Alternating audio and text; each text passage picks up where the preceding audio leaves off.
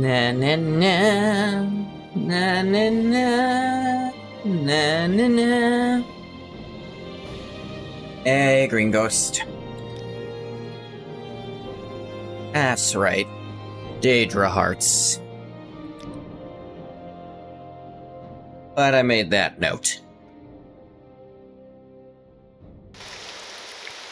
Welcome back to Morrowind.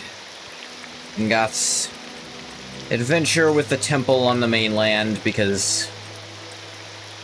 just because. It's for writing purposes, because I get very invested in characters I play as, and I've been playing as this one for... actually, I think I started playing as him Thanksgiving of last year, so... it's been 10 months now, almost? It's definitely gonna keep going into the year end.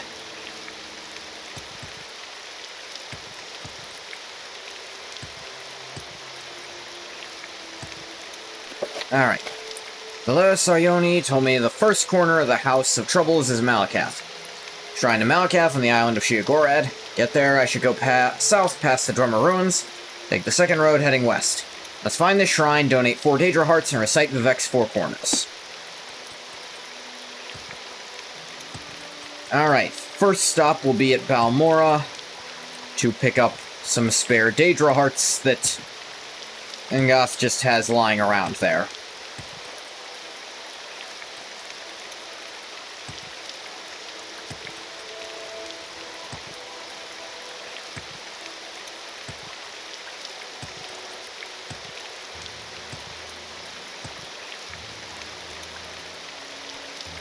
I think my mark's still over here, but... oh, then, on the island of Sheogorath. I think I know the one he's talking about, too.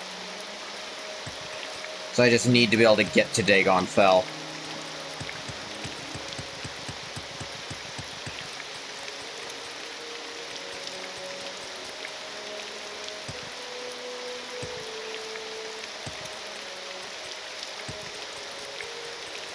I believe Dagon Fell is on the island of Sheogorath.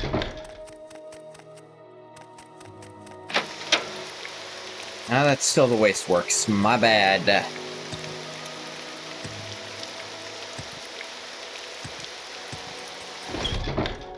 Here's the plaza, which I can guild guide to Balmorra. Believe this one. Yes, you.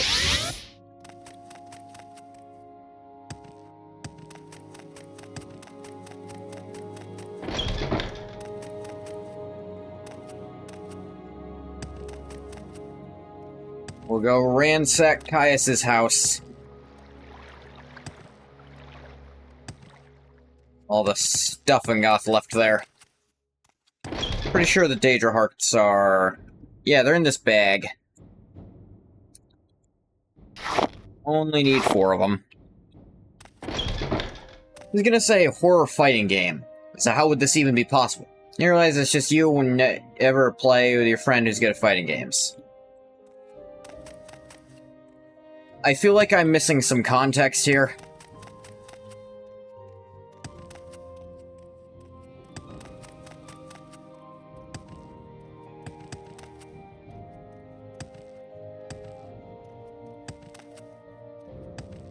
Like, I don't think a horror fight... like, I suppose that's as close as you can get. Like, for a horror fighting game, it's... with the whole thing of a horror game is it's gotta be asymmetrical to some extent. You gotta be kind of running for your life. And if the other guy's way better at fighting games than you, that's about all they can do.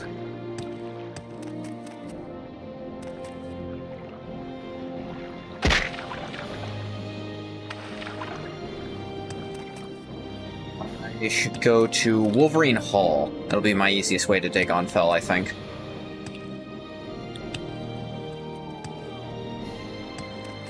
Is the fast travel on Vardenfell is all just burned into my brain now. I don't know all the Silt Striders still, but... The day is yours. What shall we talk? Guild guides and the boats from them.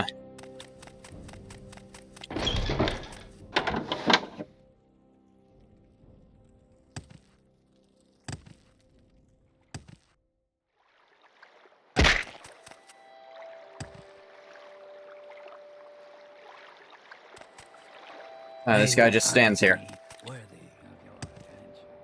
Thought he was, falling off something. Oh, that's just where he is.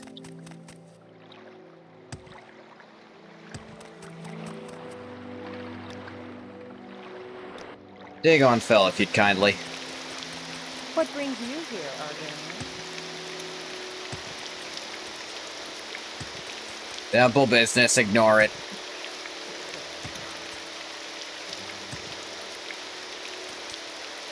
Somewhere over this way is that Malakath shrine. I'm pretty sure I know the one he's talking about.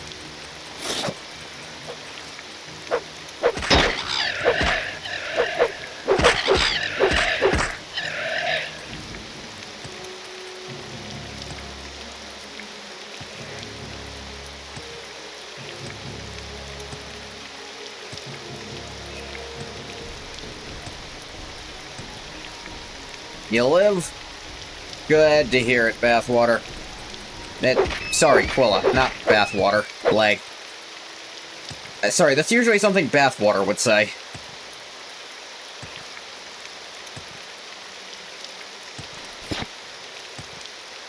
Pretty sure this is the Malakath shrine he wants me to go to.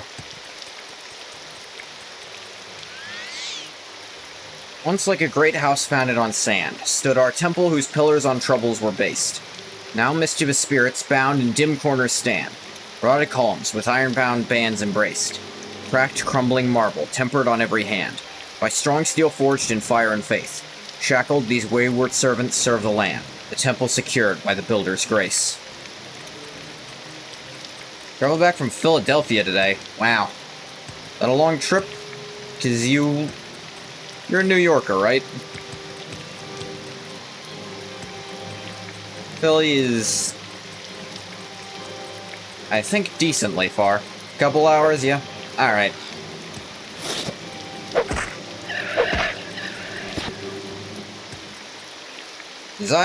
When I was a kid, we had,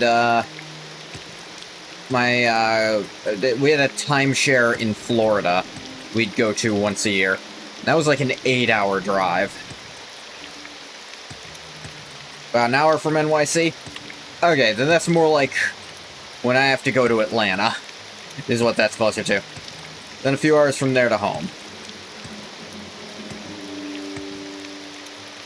Yeah, it's probably closer to an Atlanta drive with bad traffic.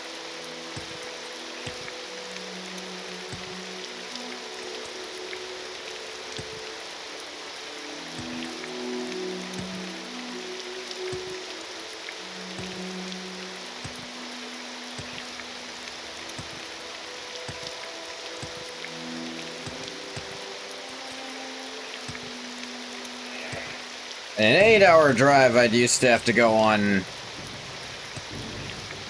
It was only once a year, and I was so excited to be there. I never minded too much. It was one of those drives where they would for sure buy me a game for whatever portable console I had at the time. I think DS was the most frequent.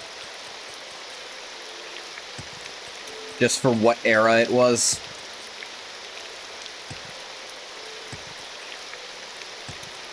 Just some way to keep me from being bored. Though I think we also have... America's so weird, an 8-hour drive is cross-country here. I mean, some of the states are the size of countries in Europe. Like, to get from the middle of one to the middle of another... Because Europe is small? Yeah. I think the whole of Europe is... it depends on where you consider the edge of Europe to be.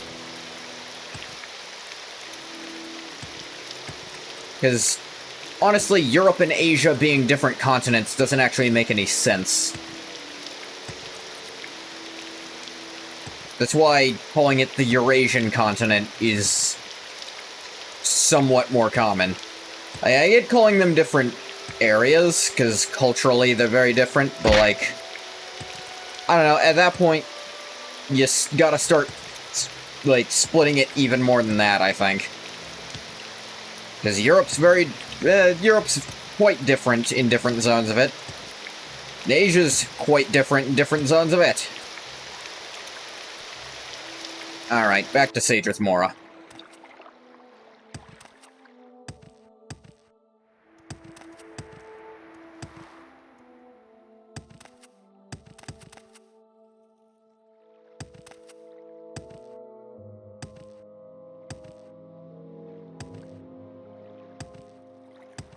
And that caused for a great deal of frustration from people. What say you? Like, European tourists will sometimes come over to America not understanding how big it is, and will waste their entire trip in the car. Like, it's all the same country. We can just see it. It's like, yeah, in, like, England or Italy, I'm sure you could, in a week, see most of the place. In America, in a week, depending on the state, you might not be able to see all of it. Not even all the highlights, frankly. And give me back to Vivek. You seem like very good company.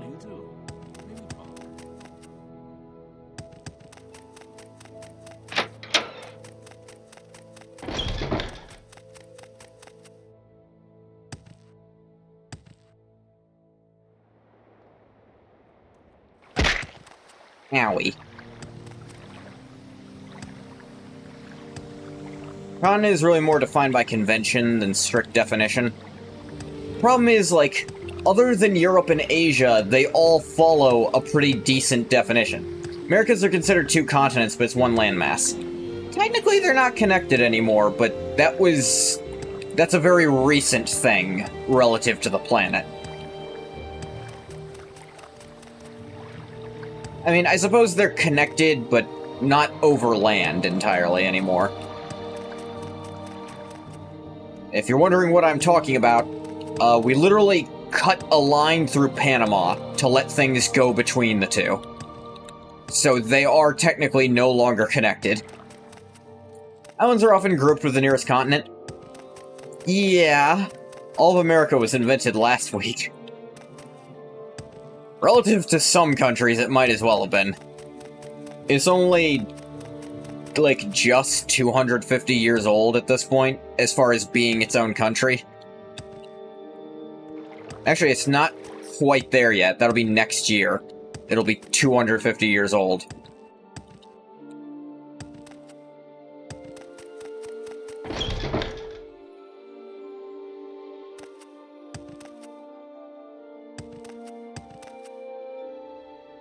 Whereas you go to China, and if a date doesn't have BC, it's still considered kind of new.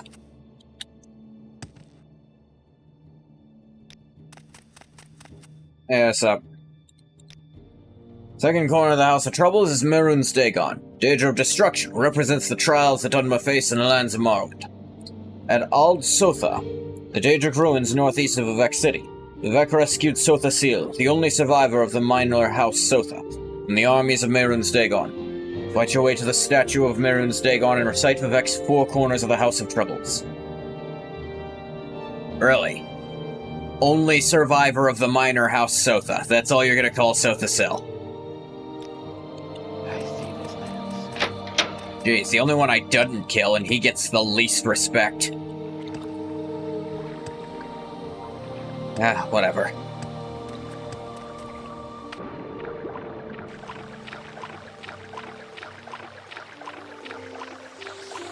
Antarctica is only one massive landmass we're considering ice as land. Well, no, Antarctica does actually have land under it. It's the North Pole that, it's the Arctic that is primarily ice in a lot of places. Consider it was water, Antarctica is a small land masses. Is many small and I suppose connecting it, yeah. But there is a very large amount of land there, just slightly disconnected.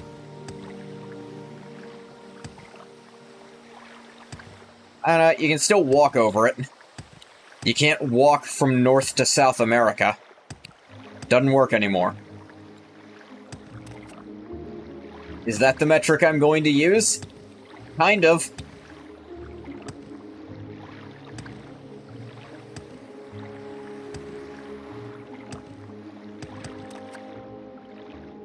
I don't know, I think permafrost kinda counts as land to some extent.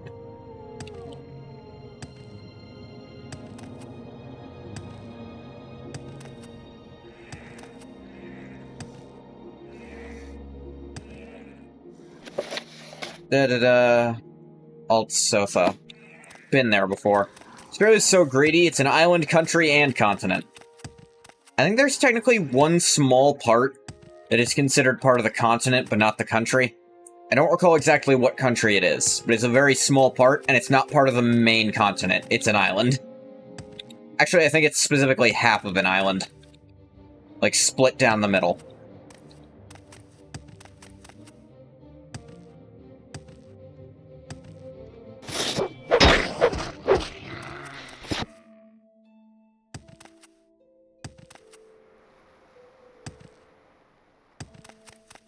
Where am I going? I got turned around.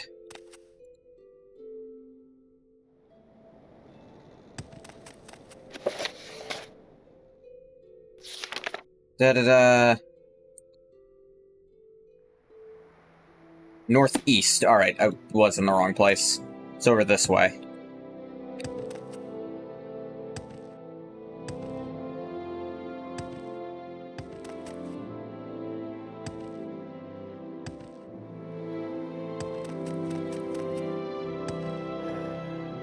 Australia 2.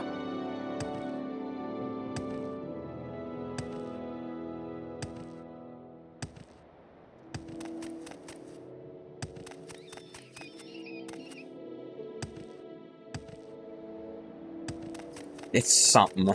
I can't remember. And it is not impossible that I'm making it up. Oh, Alt-Sotha's on my map. I was being dumb the whole time.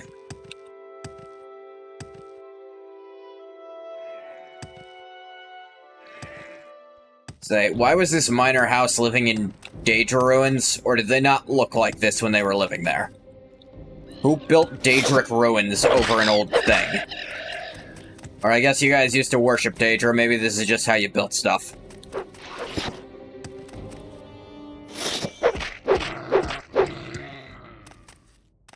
At least agree that most of the Daedra aren't worth worshipping.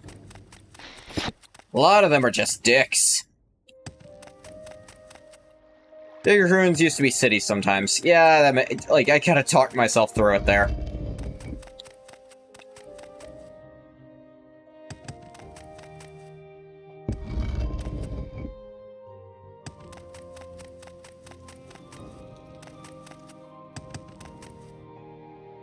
Like, oh right, they used to... Daedra worship used to be far more widespread. Once like a great house founded on sand... Okay, it's the same as last time. Thought I'd check.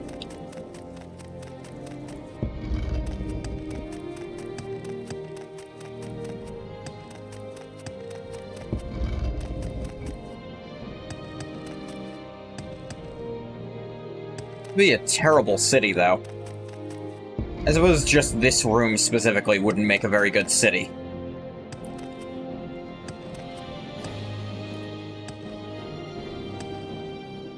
Ba-da-da, ba-da-da. Vivek actually rescued him. They have a whole paradox going on.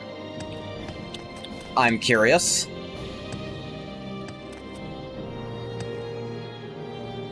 What? Oh, okay. Just, the head is bumping in this spot. In that spot it wasn't, it was slightly clipping through it.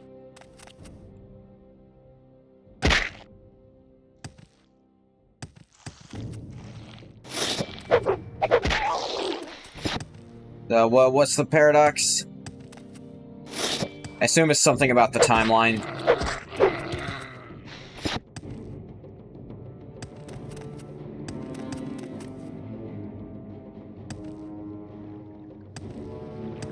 Hey, Galactic Traveler. Laying some Morrowind. Alt Sotha was attacked when Sotha Sil was a child. But Sotha Sil is older than Vivek, isn't he? I think you've mentioned this before. Or at least implied to be.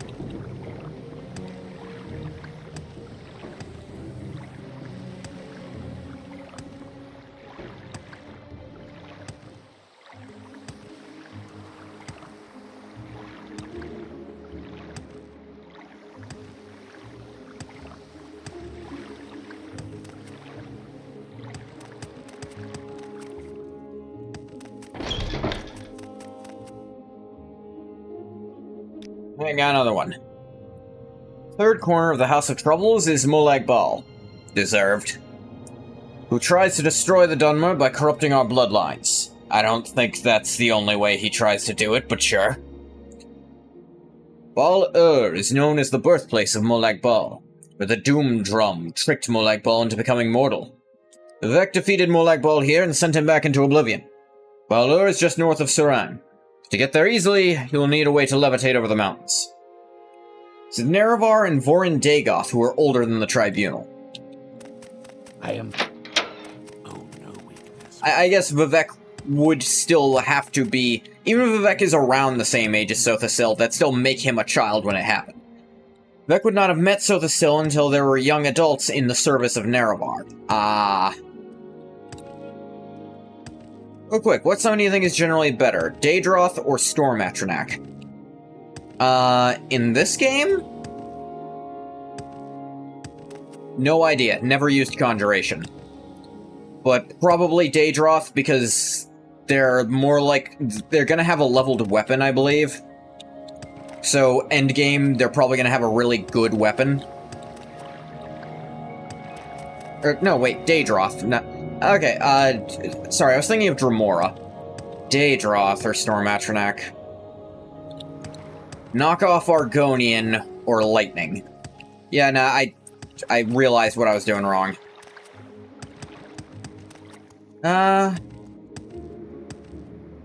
think Daedroth are going to have better ways of keeping themselves alive, and also of, like, disrupting the enemy, whereas Storm Atronachs, they can do some lightning damage, which, unless you're fighting a Nord, should be fine. Pretty good. I don't think there's too many things that resist that, but I feel like Daedroth just have better ways to, like, mess with your enemies, and they have self-buff stuff.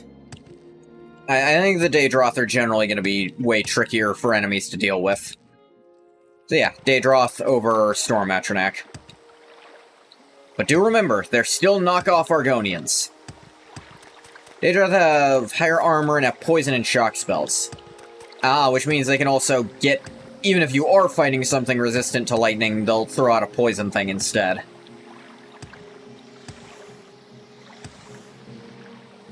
I believe they have some shield spells, too. Storm Atronachs are one-trick ponies with their shock spells. Yeah. Where am I going? Bal-Ur, north of Suran. Right. And Suran is actually not that far. And I have plenty of levitation myself. I'd say most of the Atronachs aren't amazing in this game, probably.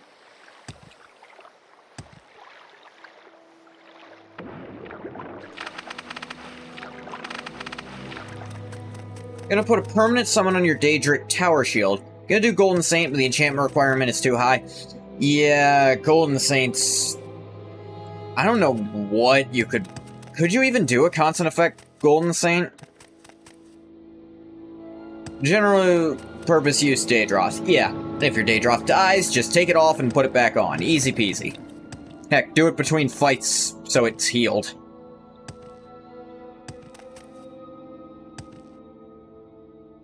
Mine just has boatloads of strength on it, so that Ngoth could hit even harder. He's not wearing it now, because I wanted to go for a lighter look on him.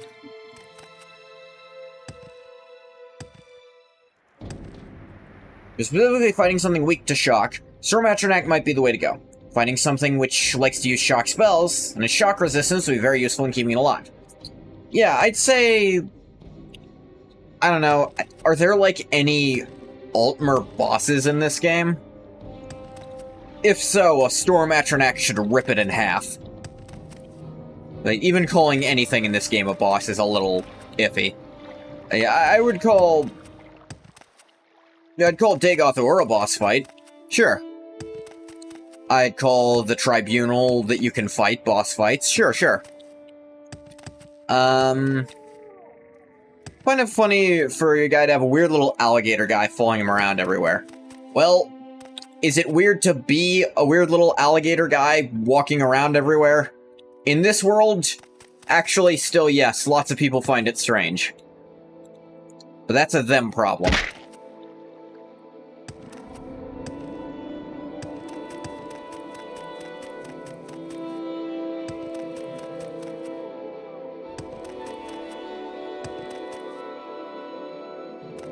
Didn't even need to levitate. He did say that's the way to do it easily, but Ungoth got ups.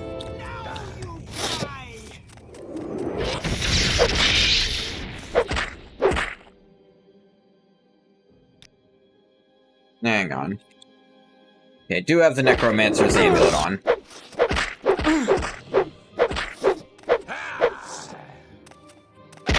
Owie. Golden State's so high cost to make a CE summon on anything, unfortunately, yeah. Too high cost, of course.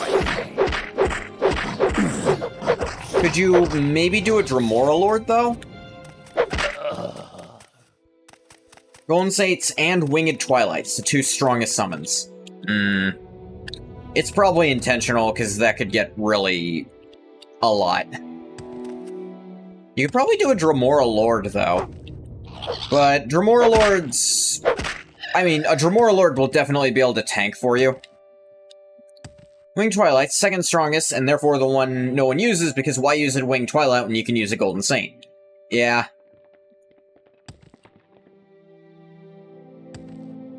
I think a Daedroth is going to generally be more useful, but a Dremora will be probably... Daedroth and Hungers are two good ones. Yeah, the Hungers for the paralysis, I'm sure. If you're a mage and like it casts big AoE, use a Hunger.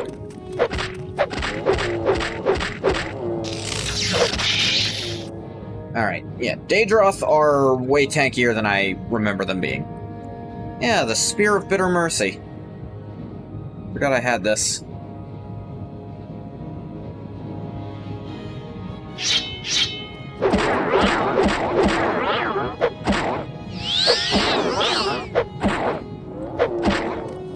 Exactly what Bo-Katan does to me every time. Just stun-locks me with how terrible it is. That's the use of the Bo-Katana. Why do I have this? He might have given me some of this crap. Spear. Broad elemental resist? Right.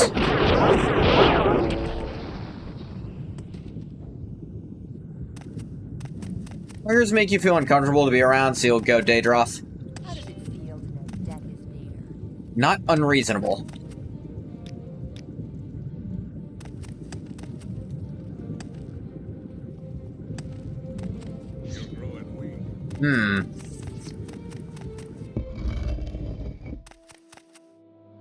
See if there's another entrance around here.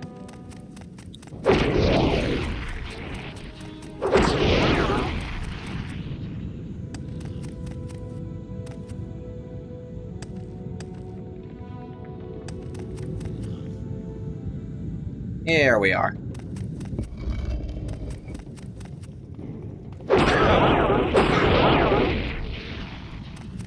So be careful of their AoE. You can be caught in a summon Daedroth's AoE spells and that'll ruin your day real quick. Oh yeah. Now this is fighting. Alright, the poison damage. I always forget this thing's enchantments, because... like...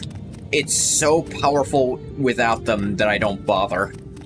This is fighting. Like, it is still quite easily the strongest spear in the game. Like, it's not close.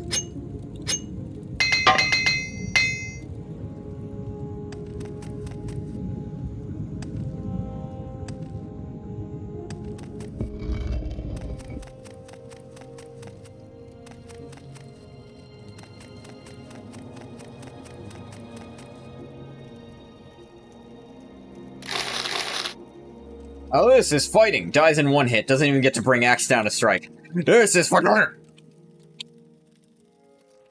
All the Golden Saints had to die for you to get this shield, just to find out you can't even summon one of them with it to make up for it. I mean, you could. You could get... Like, you could get a pretty long summon put onto that.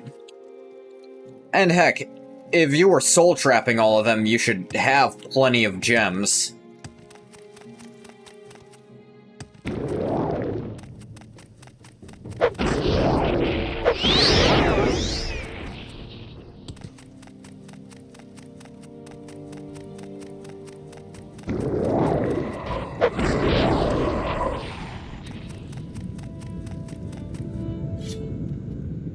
Speaking of...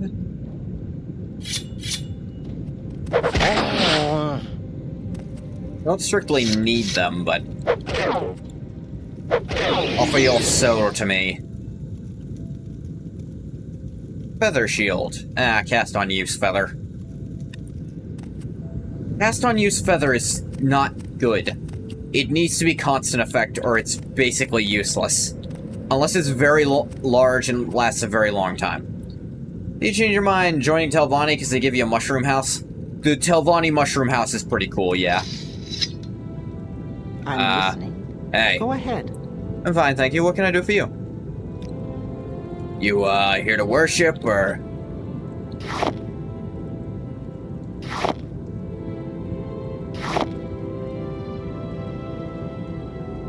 Okay. Trying to figure out his friend is actually offline because they decided to be Schrodinger's cat boy. Oh, like from Helsing. There's a cat boy in that series just actually named Schrodinger. And he is straight up Schrodinger's cat. That's kind of a big plot point. But this is kind of shit for custom enchantments because it's a very high cost despite being fairly worthless at low magnitudes. Yeah, for custom stuff, you're just better off putting these strengths on it. And putting a strength range and then just off and on until you get a high one. Only magnitudes the feather can be useful are super high cost. Yeah. Like, like this, honestly. 50-point feather on Daedric Greaves? That means these Greaves weigh 4 pounds. 4 bramble plinths, even.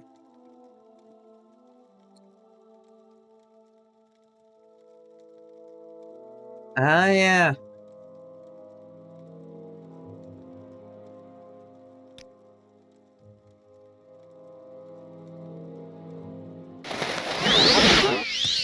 Not gonna lie.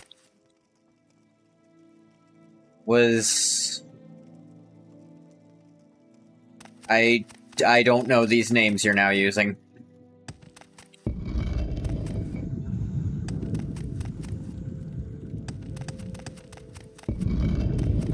Ah!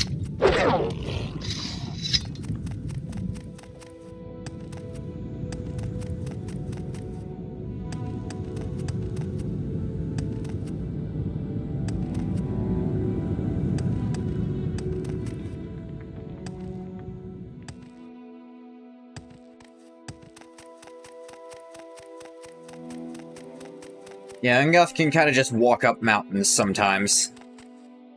If the angle's right. Goat feet for some reason.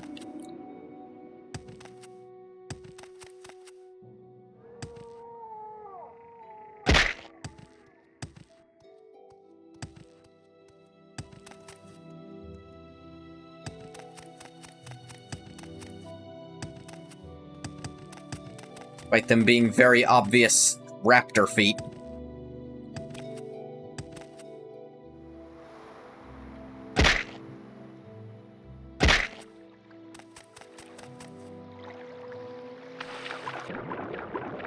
That animation is terrible.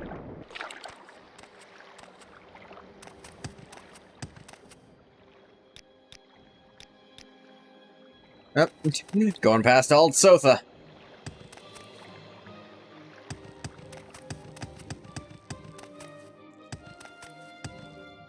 You notice my diagonals are to the left? That's because doing it to the right don't work so well with my fingers, because jump is E.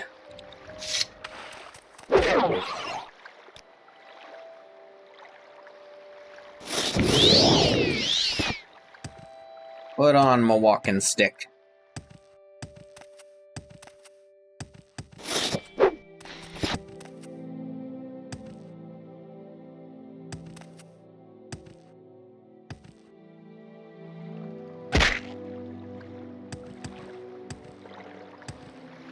Ghosts are in a DC group.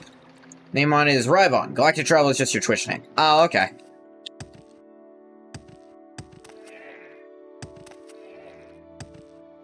DC, I'm guessing Discord. So real for not rebinding. I'm too used to it already.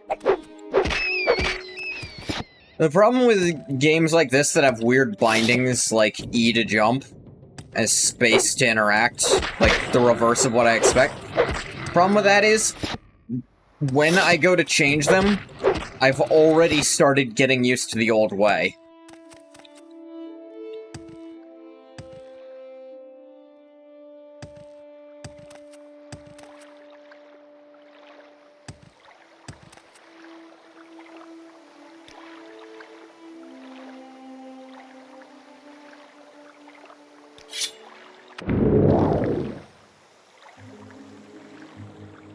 Like, I think it messed me up more in Oblivion than it will mess me up here now.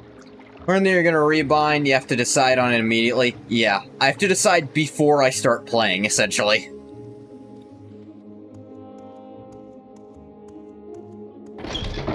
I am blessed to be. No hesitation. I don't like it, rebind it, or I don't, you live with it. Yep, that's what happened with Morrowind. Fourth corner of the House of Trouble is the Sheogorath, the Mad Star. Threatens the Dunmer with madness. Time to renew a pact Vivek made with Sheogorath long ago. To do so, you must find the Gamble Putty. Sure, what? I know it's a strange name. Yeah, no, everything he makes is strange. All Sheogorath's creations have the touch of madness. Find the Gamble Putty in Old Daedroth. Donate it to Sheogorath's statue there while reciting Vivek's Four Corners. So renew the pact and prevent Sheogorath from tormenting us with madness. Old Daedroth is on one of the islands between Sheogorad and Azura's coast. I'll mark this place on your map.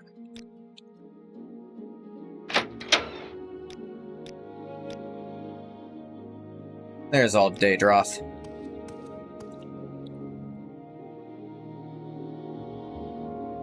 Honestly, I think recall actually is the answer here.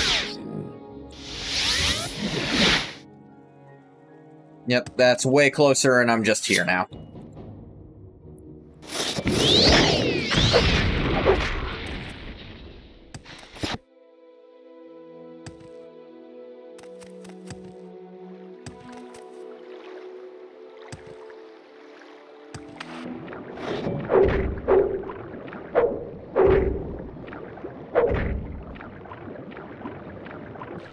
The Ordinators only get mad if you wear the full Endural set. It's if you wear the Cuirass and/or the helmet, I believe. I don't think they care too much about the gauntlets, the boots, the greaves, like, or the shoulder pads. But the mask, especially, and the Cuirass, they will get pissed about. So long as you don't talk to them, they won't do anything. So if you're wearing it, and you talk, and, like, you gotta talk to one, if you just take it off before talking to them and put it back on afterwards, you should be okay, if I remember right.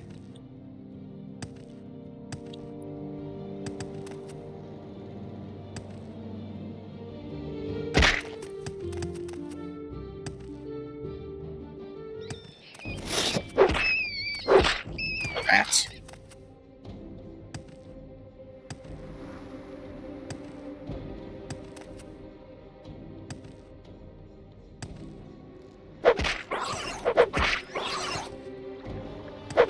Love jumping around like this. Feel like I'm market gardening in TF2. Despite not being any good at that in TF2.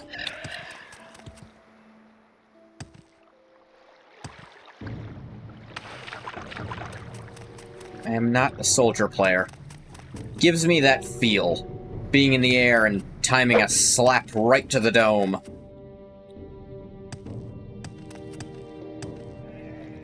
That makes sense. You've been wearing the mask all the time because you love the look of it. They just haven't spoken to an ordinator to get them mad about it. Yeah, you don't often need to speak to ordinators about it, is the thing. And the Indral set is one of the coolest looking sets in the game.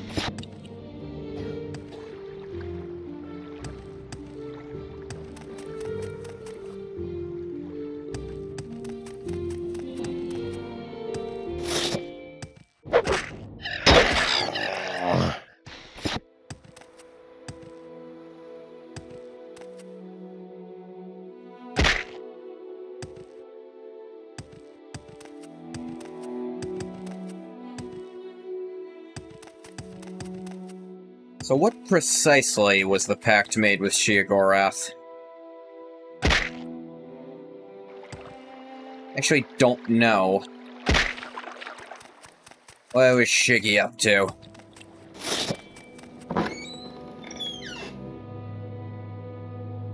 Here you go to Vivek and rub it in their faces now.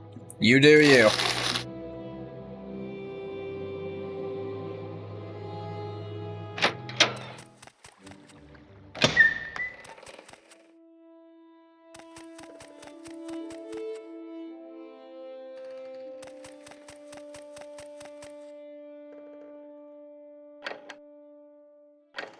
Obviously, I haven't been in here yet.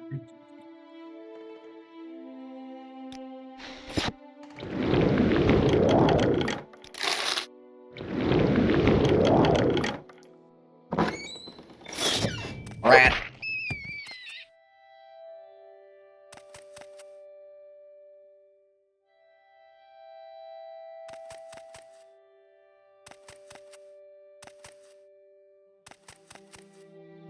Ah.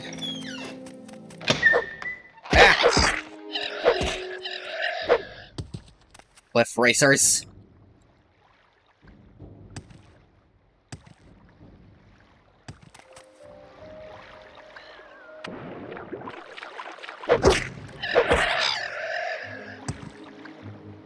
Yeah.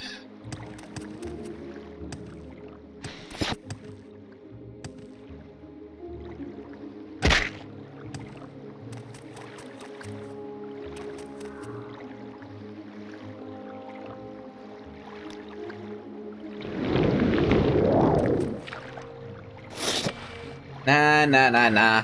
Nah, nah. Nah, nah, nah, nah, nah, nah. Can't touch me. The Drach. Can't get me now, I can walk on water. Ah! This rat's durable.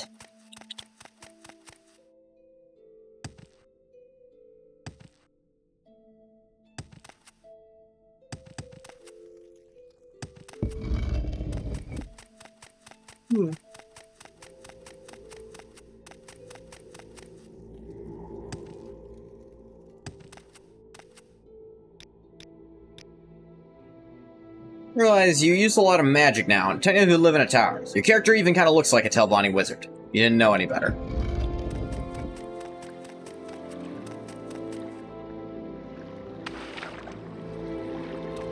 Of course. Classic Sheogorath move. This place does not conform to Euclidean geometry, and also there's shrines to the wrong Daedra here.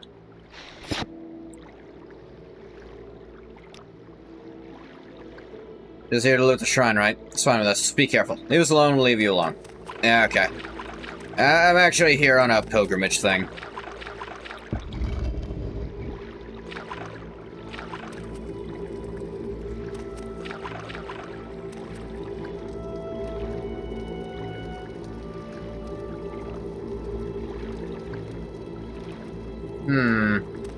I've been here before. I've definitely been to this place before. Need to find the gamble putty.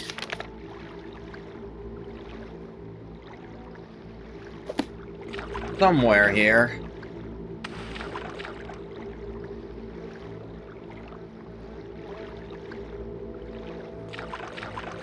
But where?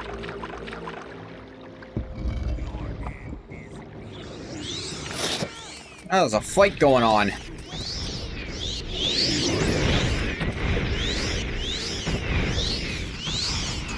Did you name your Daedroth? Knock off Argonian. That's what all Daedroth are.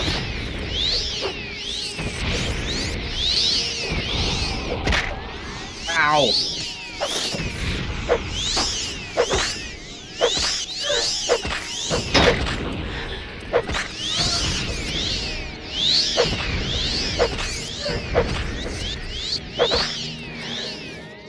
I genuinely can't tell who I'm fighting here.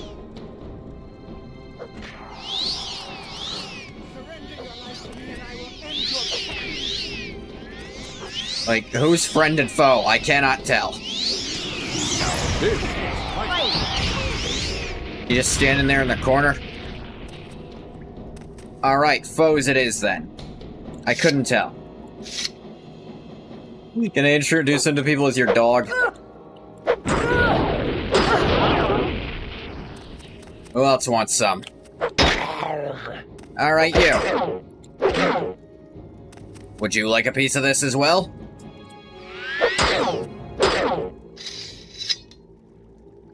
Rhoda Quintella.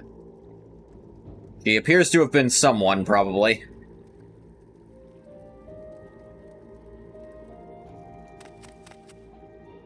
Damned if I know who.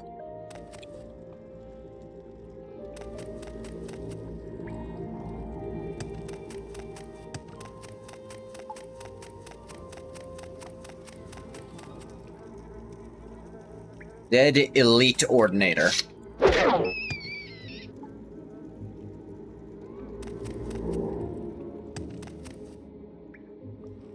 You gonna tell people it doesn't bite?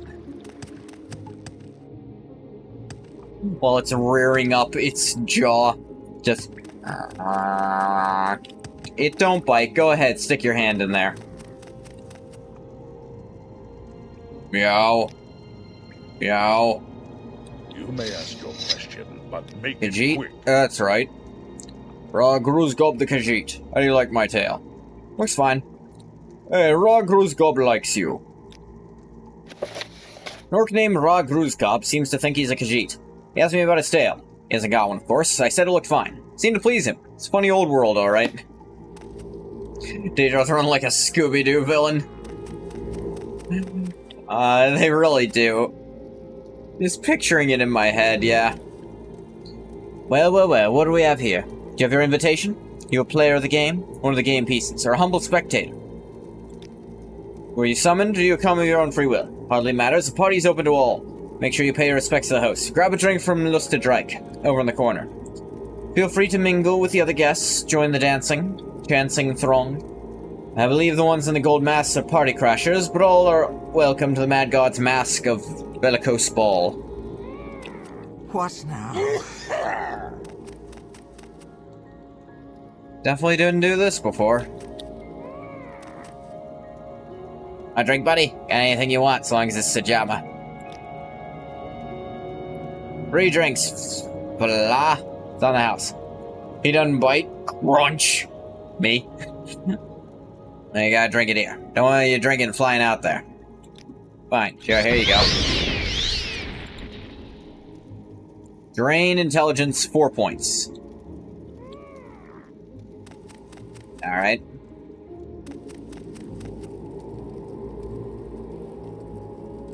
Player of the game. Oh, well, you have a game you want to play? Tell me. Challenge her to a duel, I guess? Manners are a credit to your upbringing. No need to be so formal. There's a dance and got the third. Want to dance? Just pick a partner and start swinging.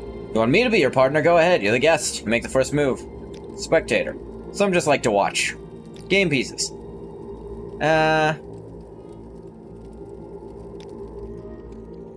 You may ask your question, but make it quick. You blind? We can eat. Dance? You know what's going on? Go down and talk to Loreni Indeville in the antechamber. Right behind the big room with the Shiagora stitch. Free drinks too. Watch out for the gold hats. They play rough. People here are just actually fucking insane. Which stands to reason. Could fight them. They don't seem to mind the idea, but...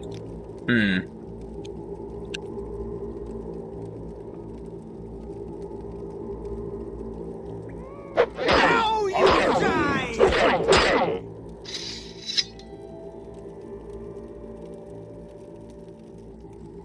Not really much on either of them.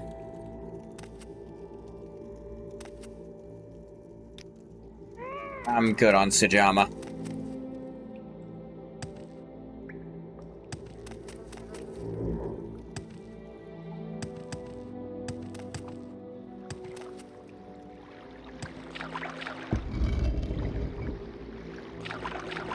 They don't fight. Like, he don't bite. This giant Godzilla laser blast. Does do that though, but it's not a bite.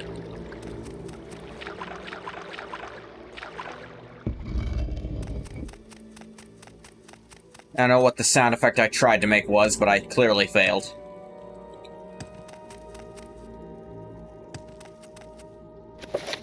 Let me see here. Gamble putty.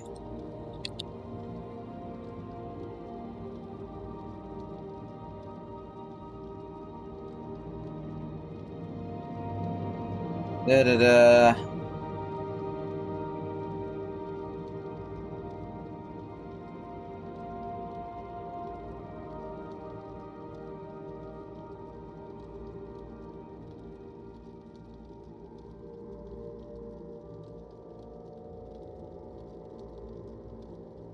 Let me see here.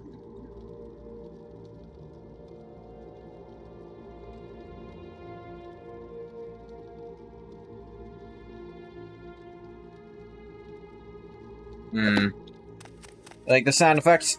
I don't think they really set off what I was going for, but thank you.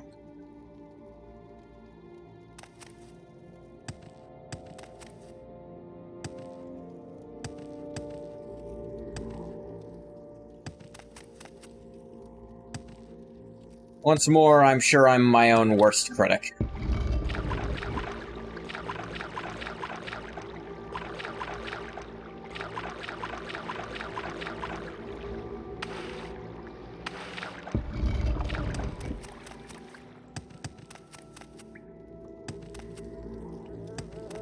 It's, the thing I'm looking for is in a location I never would have figured out by myself. Because they do this not frequently enough for it to be a thing. Yep.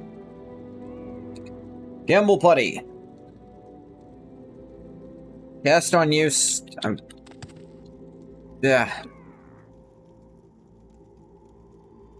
Fortify agility, intelligence, personality, and luck 15 to 30 points for 30 seconds. Drain endurance, speed, strength, and willpower by the same amount. I don't realize how much magic sucks in Skyrim until you play some of the older games. Yeah, I was talking to Quilla about this a couple streams ago.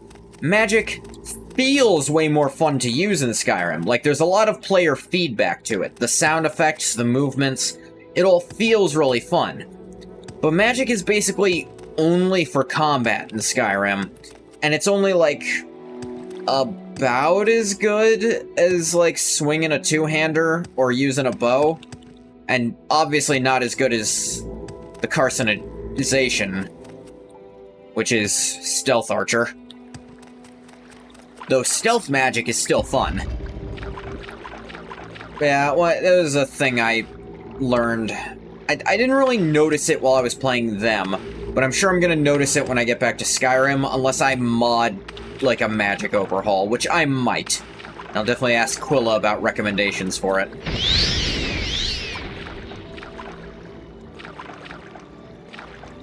Da-da-da.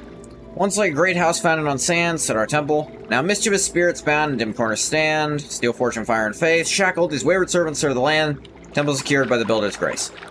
I don't get to feel like a wizard in Skyrim, feel like a guy with superpowers. Both are okay. The older games feel like magical. Yeah. To some extent. Apparently the gamble putty makes you believe you are the race of the previous holder. This is why Ragruzgob believes he's a Khajiit. No one made the connection, so Douglas Goodall made the connection more explicit in a writing he made last year.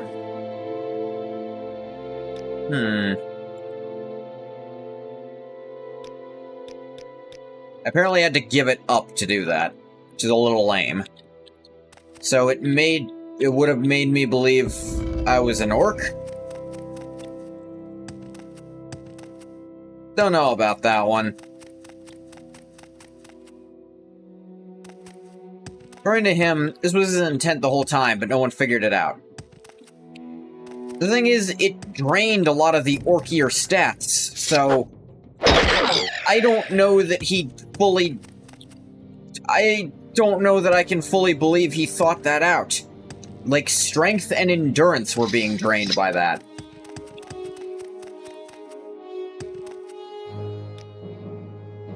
I see this land. Welcoming feeling. Everyone just assumed Ragruzgob was just generally crazy. Yeah, I didn't assume it had anything to do with the glove. And even if it did, why would I assume it has to do with the previous holder? We don't see any Khajiit in there.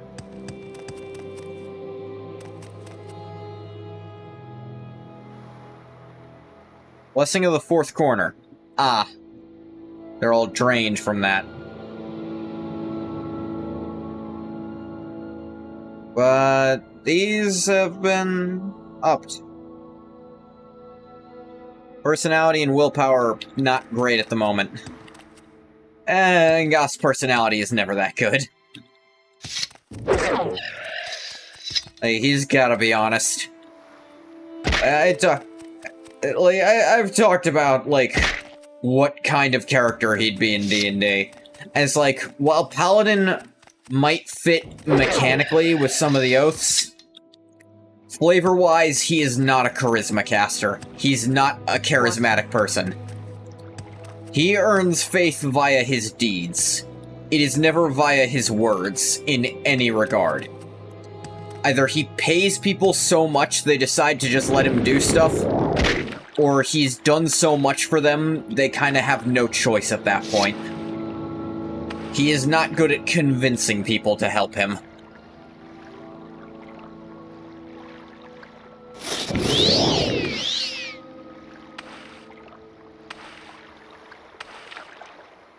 I know, feel like the Nerevarine should have more right to wear the visage of Induril Nerevar and some guy who joined the temple and was kinda good at fighting. Do you want to know the genuine, real reason that you never get to put the stuff back on? Like, without the Ordinators getting mad? It is almost certainly a limitation of programming.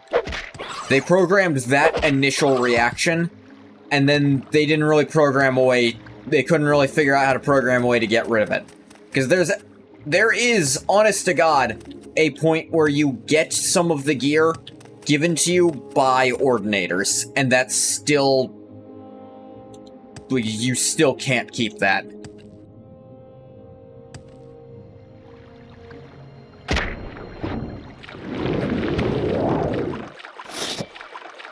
Not like Ungas could wear the helmet anyway. Don't fit over his reptilian features. I do keep insisting he's saurian, not reptilian.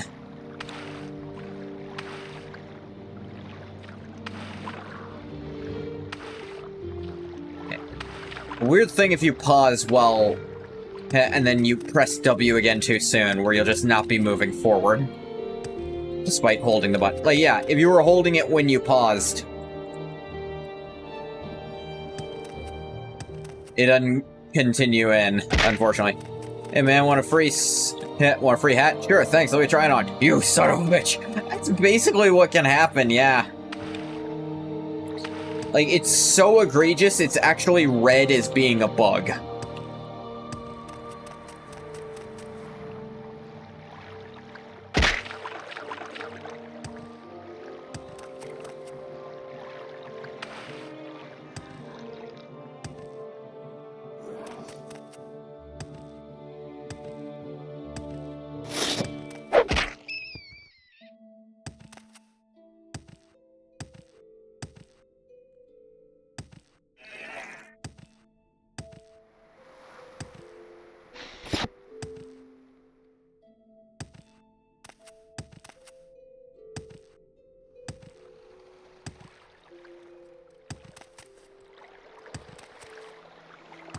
Alright. Give me to Sadrith Mora, and go to Wolverine Hall. Teleport to Vivek. Walk back to the temple again.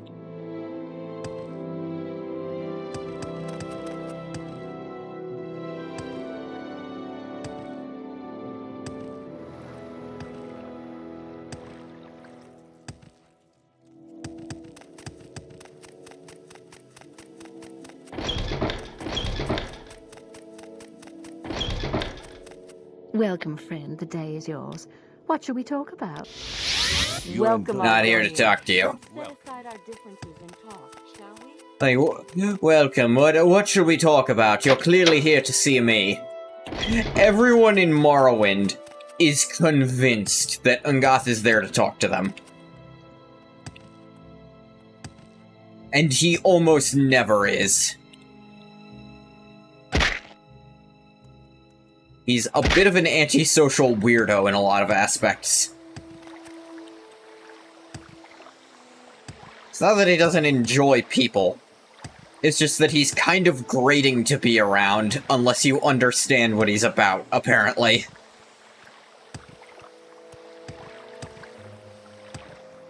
It really doesn't just stop to talk to people that often. Oh, no.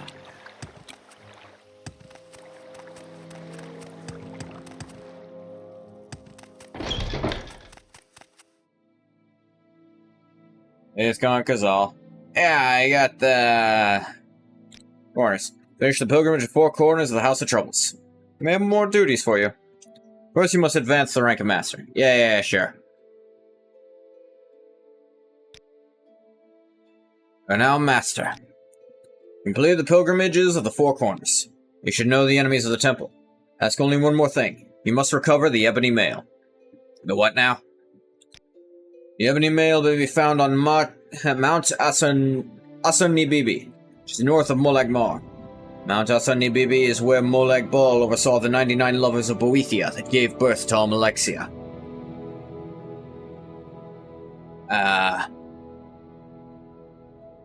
Wait, are you implying Almalexia is Boethia's daughter? Or am I missing something? About the flying thing. Thought about it more. Realized that flying, although it would be cool, probably wouldn't be that helpful in Skyrim because of fast travel. The fact that a horse can climb literally any non-90 angle in the game. Yeah, the thing about... Okay, Levitation's exclusion from Oblivion and Skyrim is very intentional because they wanted to focus much more on making more linear dungeons. And in Skyrim, they of course succeeded at making good linear dungeons.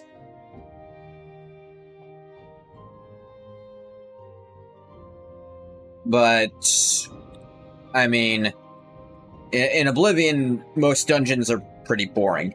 But yeah, and making a good linear dungeon, Levitation would massively limit their ability to make it look good and interesting and play good. Because then they'd always have to worry, well, what if they just levitate over this? So I don't mind them removing levitation for the sake of game design. Go there and pray before the shrine. You're worthy, you receive the Ebony Mail. Turn to me, I'll make you Patriarch of the Temple. Skyrim is a lot less vertical. There's still a few instances where you could just skip to the end of a dungeon by levitating. Yeah. And I totally get it. There's a lot of stuff you could just skip with levitation there. Whereas in Morrowind, it's like... because stuff is so hard to find, if no one's told you where it is, that's not really a problem you run into.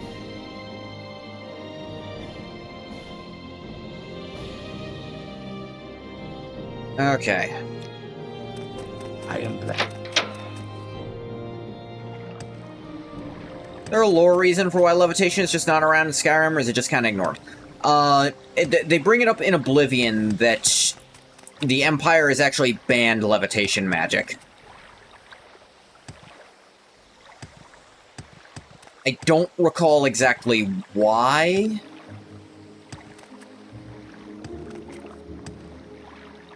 But there was just, like, a blanket ban on levitation magic in the Empire.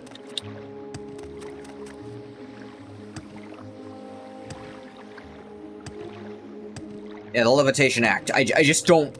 I think they gave a reason. I just don't recall what it is. Probably because it can be used to scale walls and shit. I don't know. It's not well thought out. We make a special trip just for you. Same low price. Yeah, I've been to Mount Asanibibi. In any capacity, it's stupid. Yeah. Like, from a game design perspective, I get it. I imagine in Oblivion it was just, like, really buggy and not working. In Skyrim, it's probably about game design, and I really don't mind it. Or why people shit on it so much. The excuse for no levitation in Oblivion in Skyrim is very poorly thought out. It's illegal, so no one ever does it. Yeah, that makes sense. It's like, yeah, the excuse they use isn't great. It's like, really? Do you think the Thieves Guild would give a shit? They're the same for necromancy. It seems to, if anything, be on the rise. So yeah, they probably just pulled something out of nowhere to explain it away. Well, no, actually, the thing is, in the Empire, necromancy is not illegal. It just straight up isn't.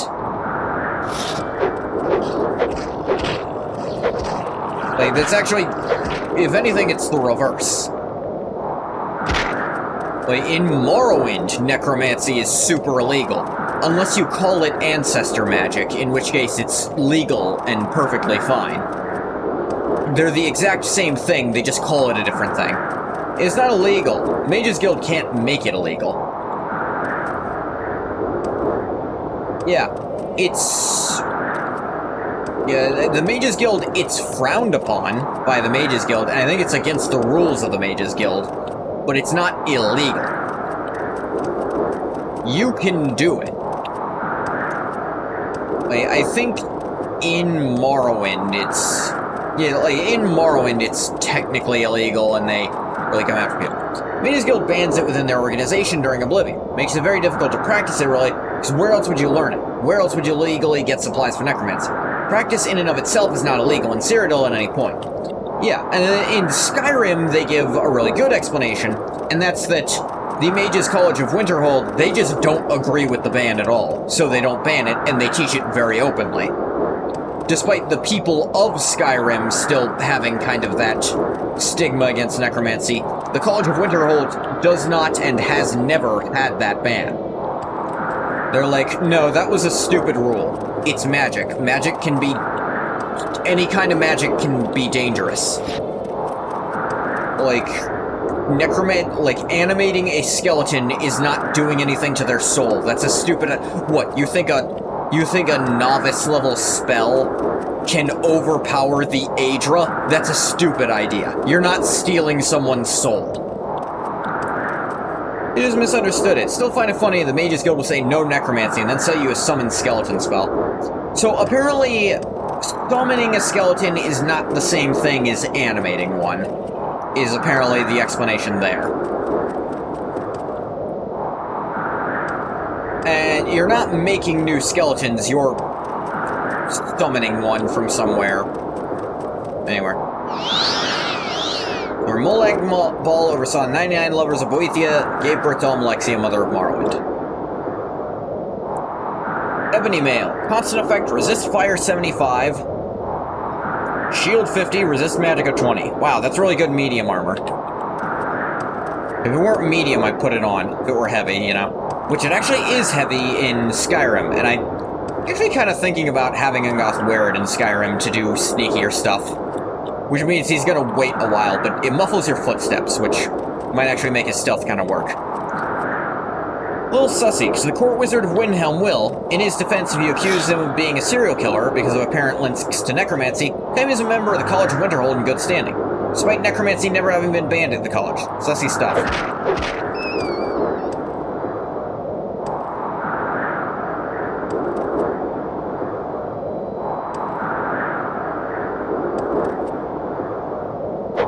Maybe he's using it as a defense as, like, even if I was a necromancer, I am not a known, like...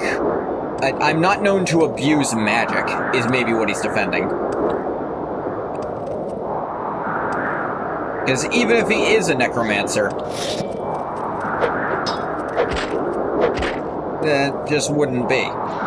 Alternatively, maybe the person who wrote that dialogue wasn't privy to anything being written for College of Winterhold stuff. You only actually accuse him of dabbling in necromancy at that point.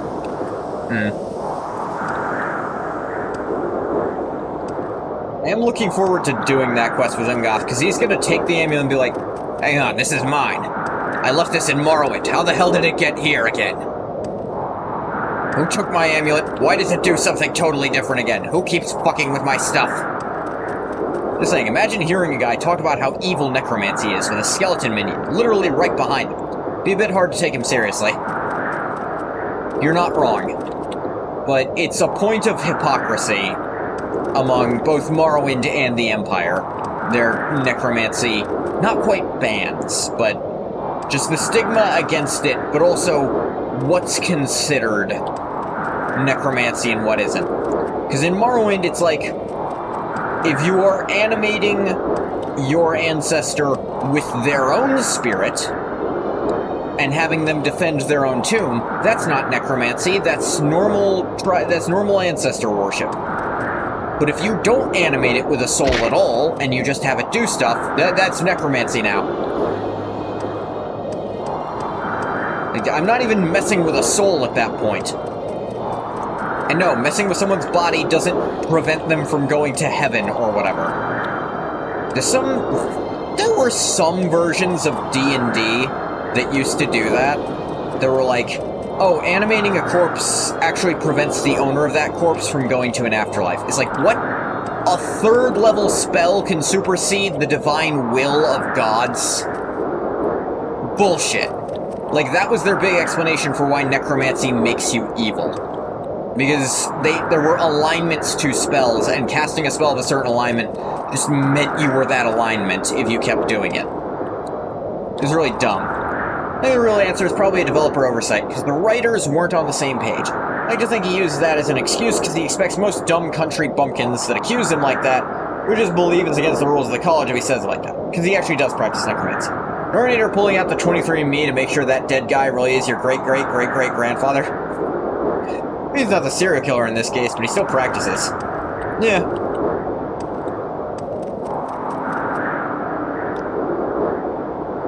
Trip to Vivek, please. Why Thanks. walk when you can ride?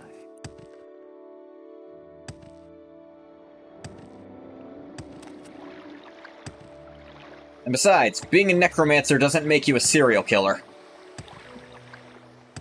It would certainly make being a serial killer easier, in a lot of ways, but... he is called the Unliving. Just saying. Where does bro get a name like that?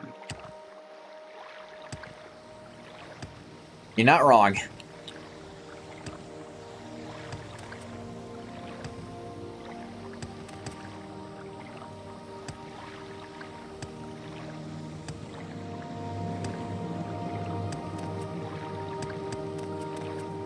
Yeah. Some highlights of Skyrim are definitely gonna be Ungoth running across his old stuff that's somehow wound up there.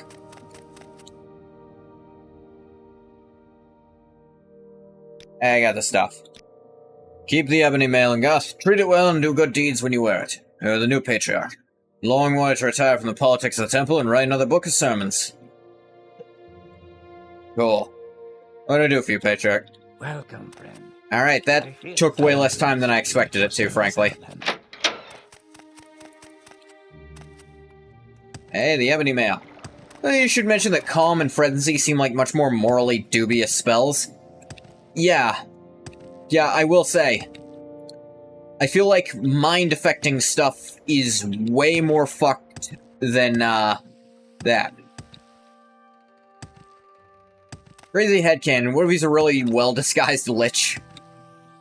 Great skincare routine. To bring up D&D again, there is, like, a lich who has managed to retain most of their, like, human form because they cast Purify Food and Water on themselves once a week. Because their own dead flesh now counts as food and water and stuff. So it just keeps them from, like, going bad. But sometimes they forget, so they have a bit of a smell to them.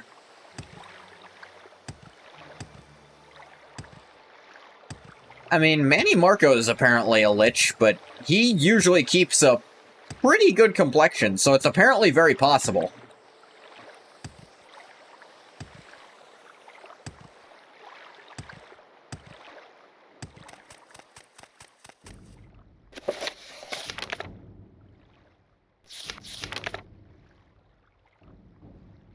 Calm isn't what that fucked in itself, I guess, because harmless in itself requires another hostile activity to take advantage of it, like attacking them. Typically breaks the calm anyway.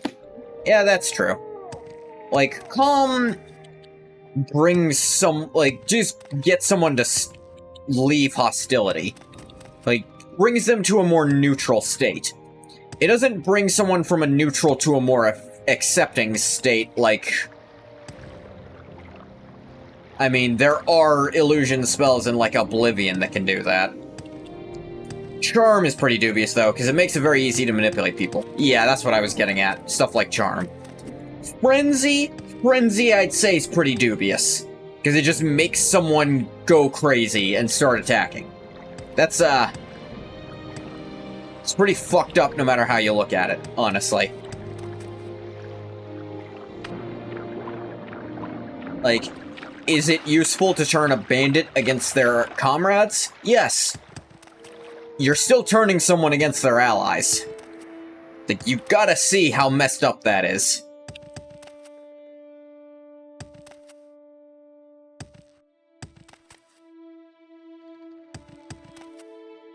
Still literally forcing someone to just stop feeling an emotion for a bit just doesn't feel very good. I suppose so, but it's like... Here's the thing. It's like non-evil scope is very limited. The most you can do is get someone who is righteously angry at you to stop that for a minute. Like, you can get someone to chill the fuck out, even if they are right to be angry at you. I think that's the worst you could do. And then you just kind of get away with it. You know? Like, yeah, that would be not great, but... do it to someone who just needs to chill the fuck out because they're overreacting, or to a person, a bad person. And like, here's the thing. They'll immediately break out of it if you try to hurt them at all. Like, they will go right back to whatever they were doing.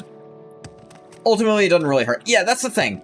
Like, are you really being hurt by being forced to take a chill pill for, at max, 60 seconds, I think? Do something to them again, the spell breaks, yeah.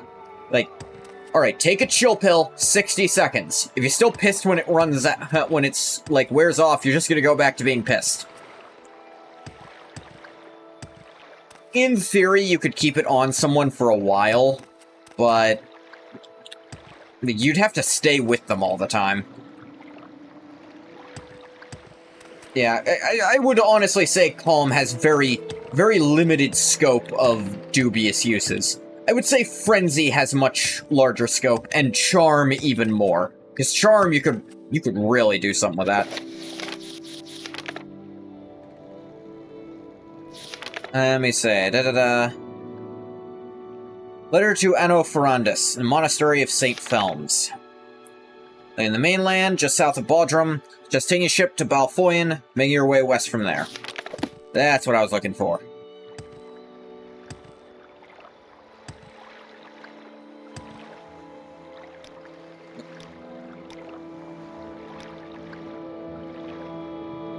Back to the mainland. Just, you know what, let's look at the mainland a little. I'm a little sad how fast we got to the top of the temple, but whatever. Short trip, long trip. You decide.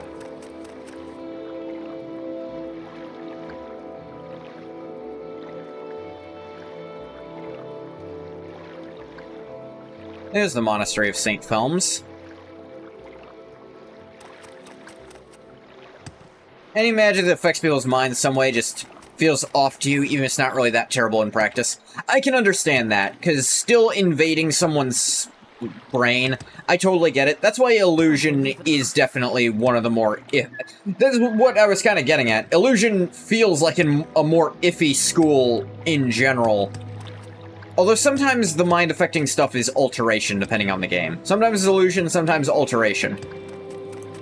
Calm doesn't make them like you anymore, either. They hate you, they'll still hate you. So won't be able to feel aggressive.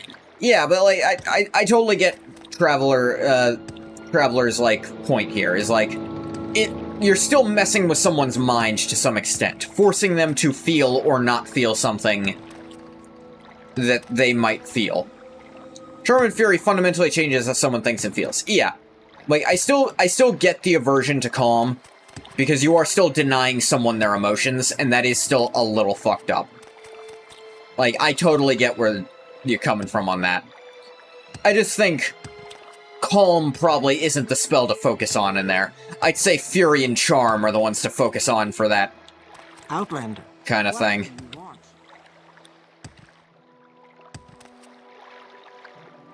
Could be laws against using illusion spells on people, I think. It probably should be.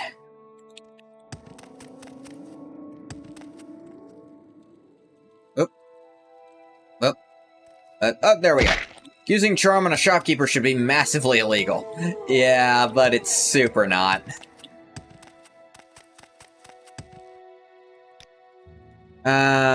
No, you can't get me there.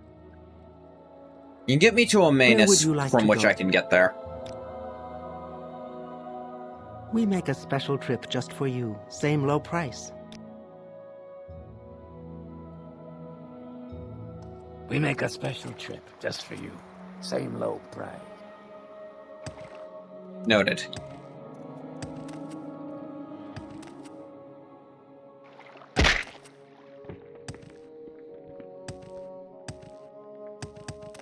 What's some other spells with dubious use? I guess I'd go towards invisibility, but like... I don't know, in a world where...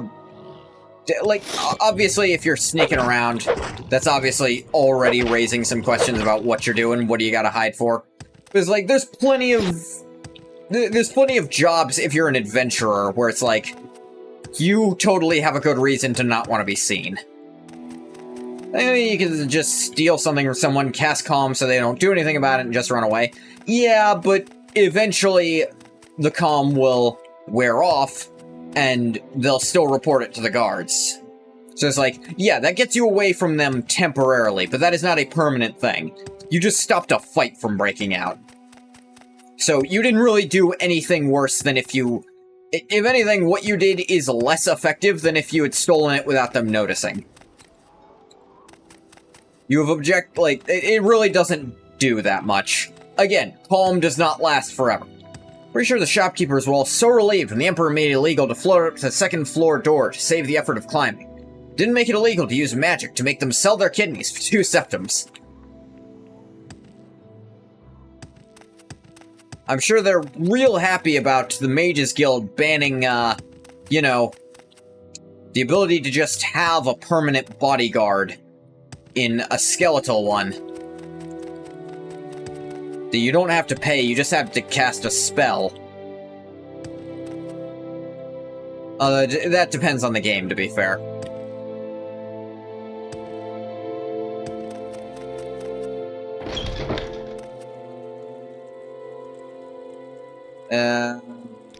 I'm looking for someone.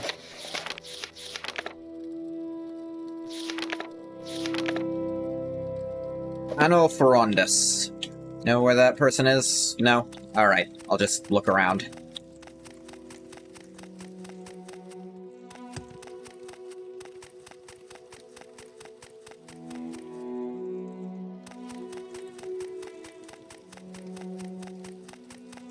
I'll do this, but, like, in the meantime, if you know a better temple quest place, please tell me. In fact, I'm already mentally going to Nissus. Or not Nissus. What's it called again? Ah, I didn't mean to drag this.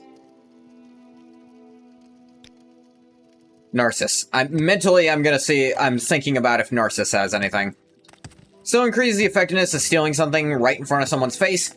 Probably increase crime in general. It's easier to escape the guards when I'm already 5 minutes down the road and I'm still in the city. Narcissus and Balfoyan are good? Okay, I came from Balfoyan. I'm just gonna deliver this letter, then probably leave.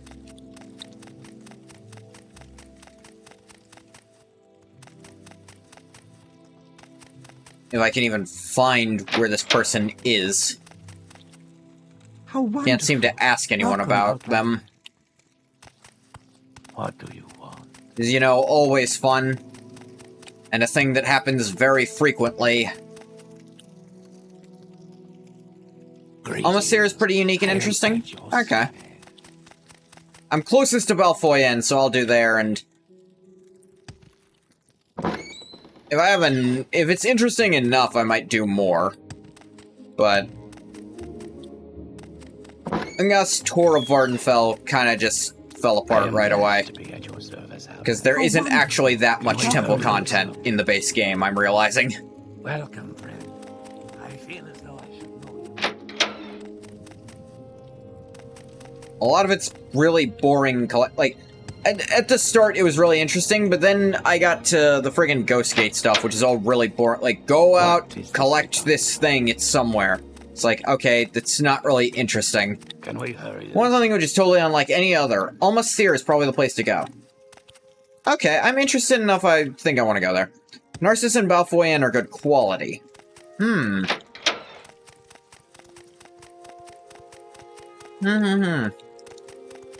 Alright, I'm losing my mind. Where is this person?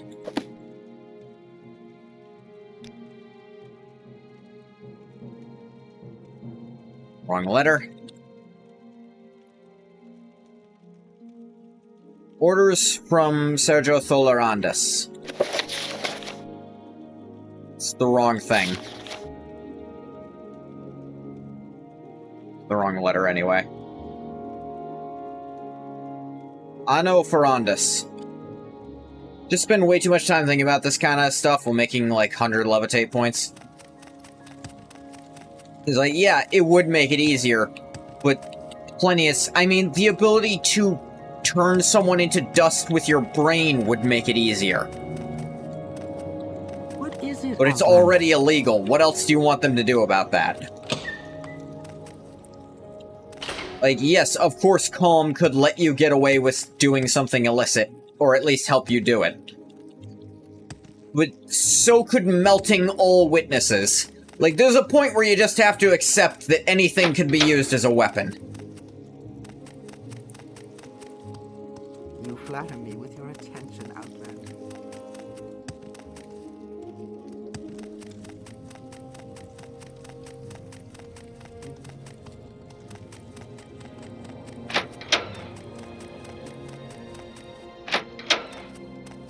What is this regarding? Back to the mess hall. Looking for Anno something or other. Do I know you? Yeah, but your average Joe can't just buy a melt guy spell from their local pawnbroker like they can with Calm. It'd surprise you. Like, in Skyrim specifically, yeah, you kinda can. I'll admit it's not instantaneous, but you can still shoot friggin' fire out of your fingertips. Which, if you want to ignore, like, game rules, if you set someone on fucking fire, they're done. That's it. That is completely it for them.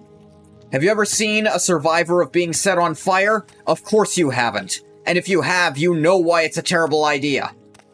You know why we don't just give out flamethrowers on the street corner. What do you want? Because it's cruel.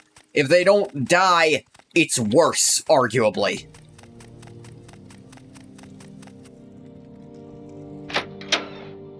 Hell is this person? Should have gotten some kind of instructions on where they were. But that's normal for this mod.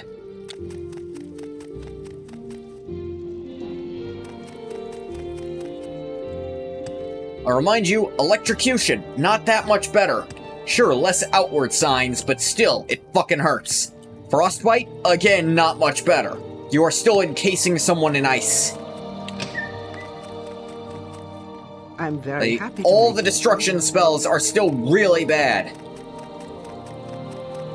To just be used on a person. In the infirmary, maybe? I think the plan suits you. We welcome you freely. I would be honored to trade wares with you.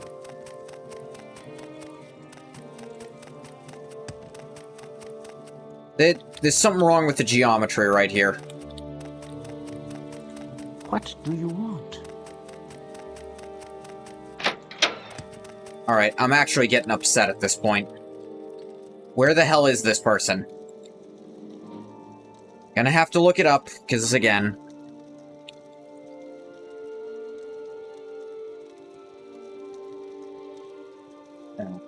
Where's their name again? Anno Ferondus.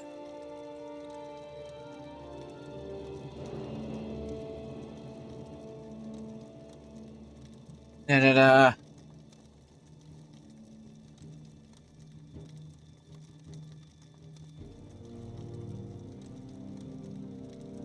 Okay, but fucking where is he? It's apparently the abbot. Where is this guy?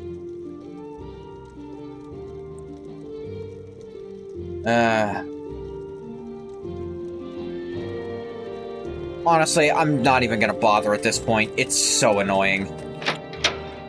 This isn't where I wanted to go.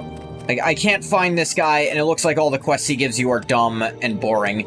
I'm just gonna leave and go somewhere with interesting quests. If I can find a goddamned exit. You'd really be able to ask people about their abbot. But no, it's impossible.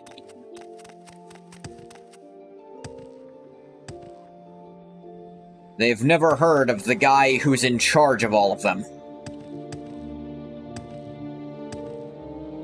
I'm sure they'd just say, oh, he's here. You know, the least helpful answer that they'll always give for those giant-ass buildings.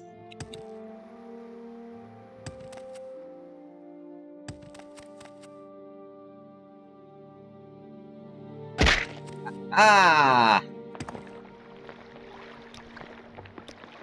Give me to Where would you like Omanus. to go?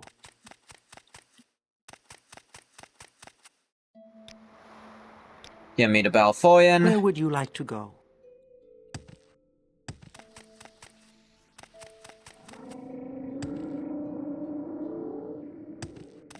And I think there is a Mage's Guild in Balfoyan, so I can go to Almasir from there. I want to see their temple stuff. Welcome, friend. I feel as though I should know you. I'm literally in charge of the guild. Impressive. These clothes.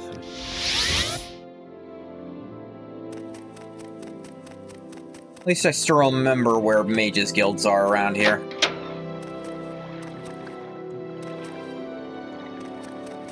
Alright, now where is the temple?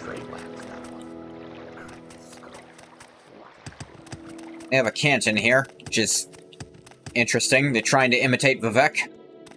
No one should imitate Vivek. Do as he says, not as he does. Also, don't do some of the stuff he says. Near the temple's in the plaza? I'd believe it. It's a private chapel. It's a manor.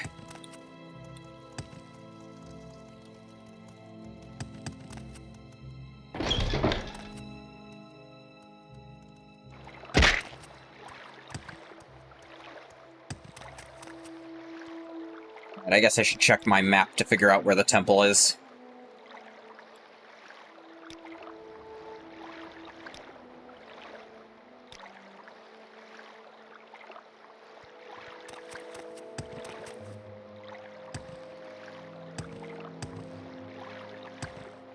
Not been around over here enough.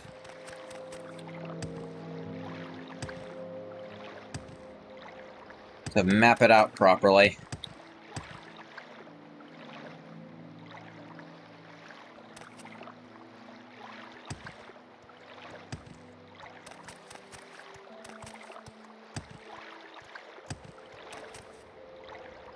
Contraband. Now works. I guess they could be in the Wasteworks, theoretically.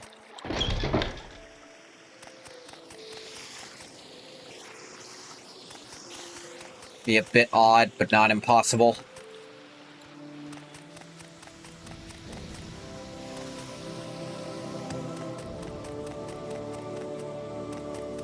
Outlander. What do you want? I don't want anything. Thirsty Saint Corner Club. Welcome to Almasfield. Tailors and Dyers Hall.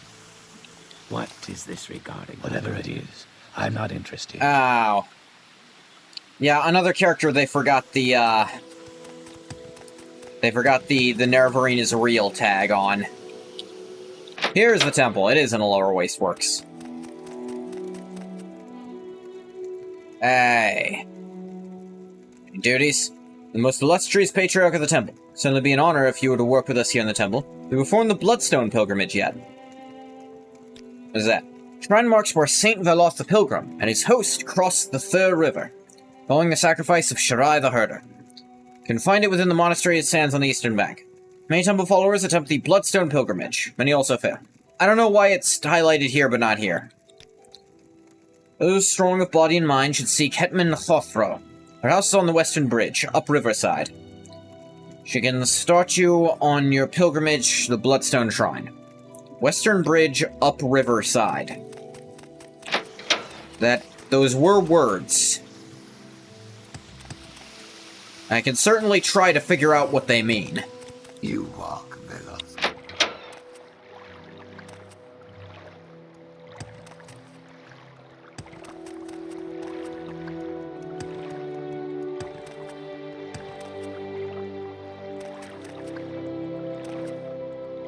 Up riverside, I guess the north side?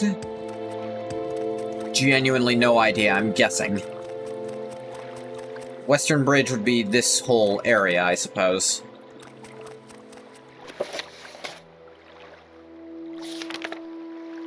Horastilan, the Hetman.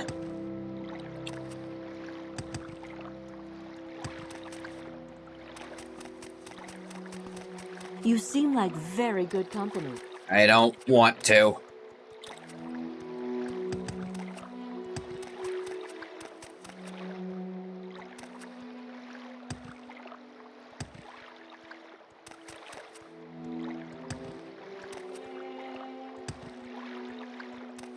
Ah, here it is.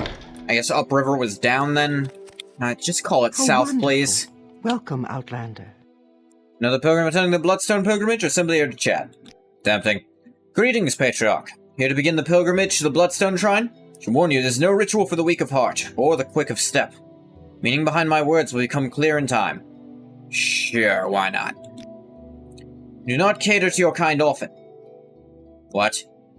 In lieu of proper shoes, we provide ceremonial clothes that can serve the same purpose. Tie these to your feet before leaving my home. Do not take them off before arriving at the shrine. Do this and return back to me. You will complete the pilgrimage. Page to the Bloodstone Shrine. You remove the wrappings before making it to the shrine, you will fail in your pilgrimage. Should this occur, come back and attempt to walk again. Good luck. Okay. Rough cloth stirrups. So, is that a special foot thing that Argonians can actually wear?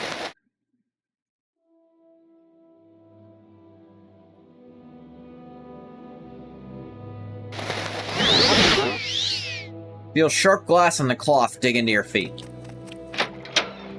Ow.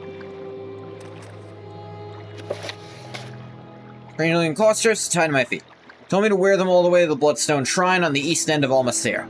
I'll start wearing them in her presence. I remove them before making it to the shrine, I'll have to start over. Return to Hetman Hothbro. Yeah, okay. Yeah, this definitely hurts, but...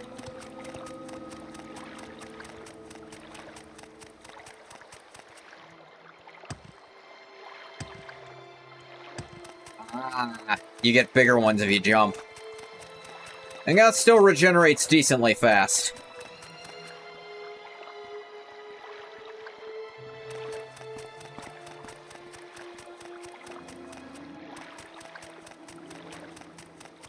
So this ain't too bad.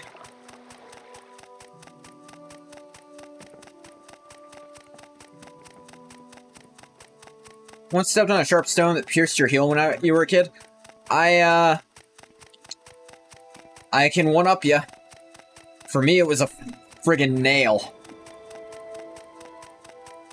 I do remind you, I've had and am currently in periods of time where I'm fully able to walk. I have it's always dependent on my health at the time.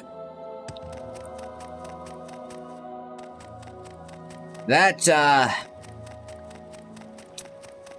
I'm sure if I'd told anyone I did that, it would have probably taken away some privileges I might have had. But I kind of kept it to myself. It went straight through my shoe, was the thing.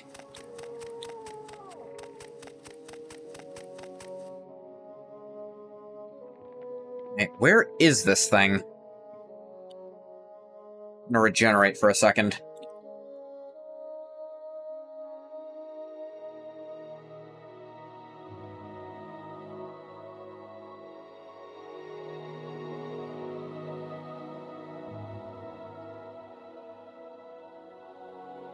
At the Monastery of St. Veloth.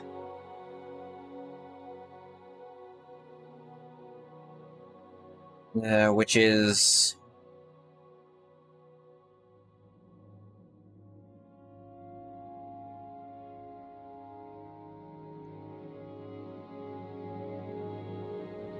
Assuming you can walk most of the time, just not super well. Yeah.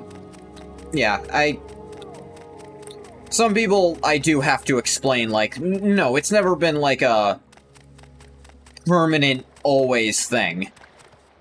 I'm at a time where I don't need a chair, like, at all, right now. It's probably the best I've been in a very, very, very long time.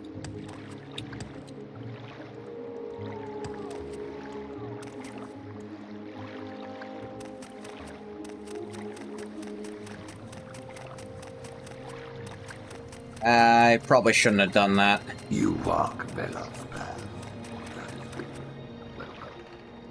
Where is the monastery?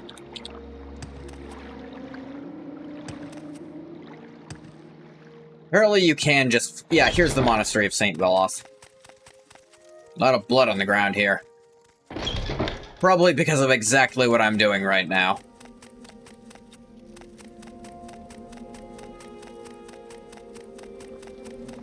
Veloth did this shit? Crazy guy.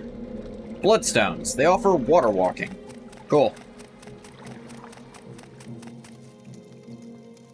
Small red stone falls on the ground near your feet. Stone from Veloth's path. A reminder of duty. Fraction of what was once walked. West to east in his steps one must travel to receive this blessing.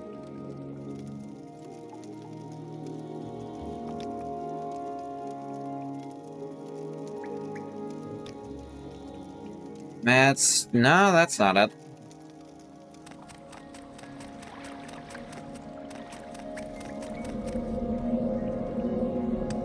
Alright. The problem is your feet, not your legs. You walk fine, but it becomes more painful much faster than it should. Oh yeah. I 100% get that. Because, depending on the time, sometimes it's usually been my ankles has been the thing. But sometimes it's been all the way up to my thighs. Doesn't help that I also have a very low pain tolerance. And a much... But I feel more pain. It is not the source, but it is definitely a contributor. A few things, come together. But if I manage those relatively small things individually, then they are no longer together to hurt me. At least, not as badly. I'm still never gonna run track, but that seems boring and sweaty. You seem like very good company. I don't do sports in general. They do not interest me. Put up with a lot of pain? I cannot. Just someone who puts up with a lot of pain. To the point that there was a time I was prescribed daily painkillers. Actually, the way they took me off those was not cool.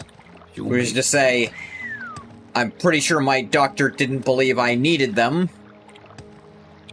Yeah. That's high pain tolerance in the sense that you still feel it. Well, you're able to tolerate it. That's the thing. You still have a high tolerance. You are still able to deal with large amounts of pain. Tolerance does not match up to amount you feel. It mounts up to how much you tolerate. Wish you luck on your journey to the shrine. I did it. I already did it. Or was the red pebble literally on the ground and I didn't see it?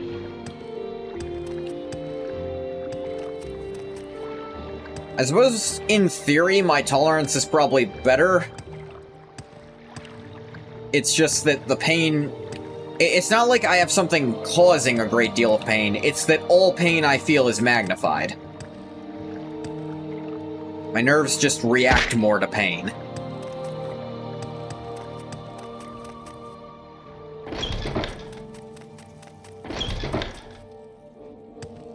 It's not pleasant, but you learn to deal.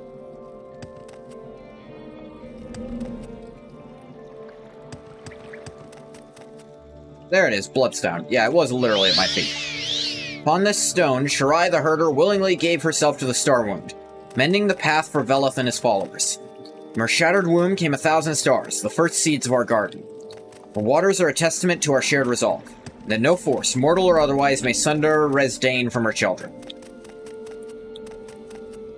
Comes in handy, because you're somewhat resistant to painkillers. Basically, nothing can fix your feet. Nah. I'm luckily not especially resistant to painkillers. Though there was a surgery I had to have done where they didn't put the painkillers in correctly, so they literally had to hold me to the operating table. But then the next time I had to get basically the exact same surgery, they did it right, and I felt nothing. That's fucked. Yeah, that was not a pleasant time. An ingrown toenail. Yeah. Works on you, at least? Thank God for that.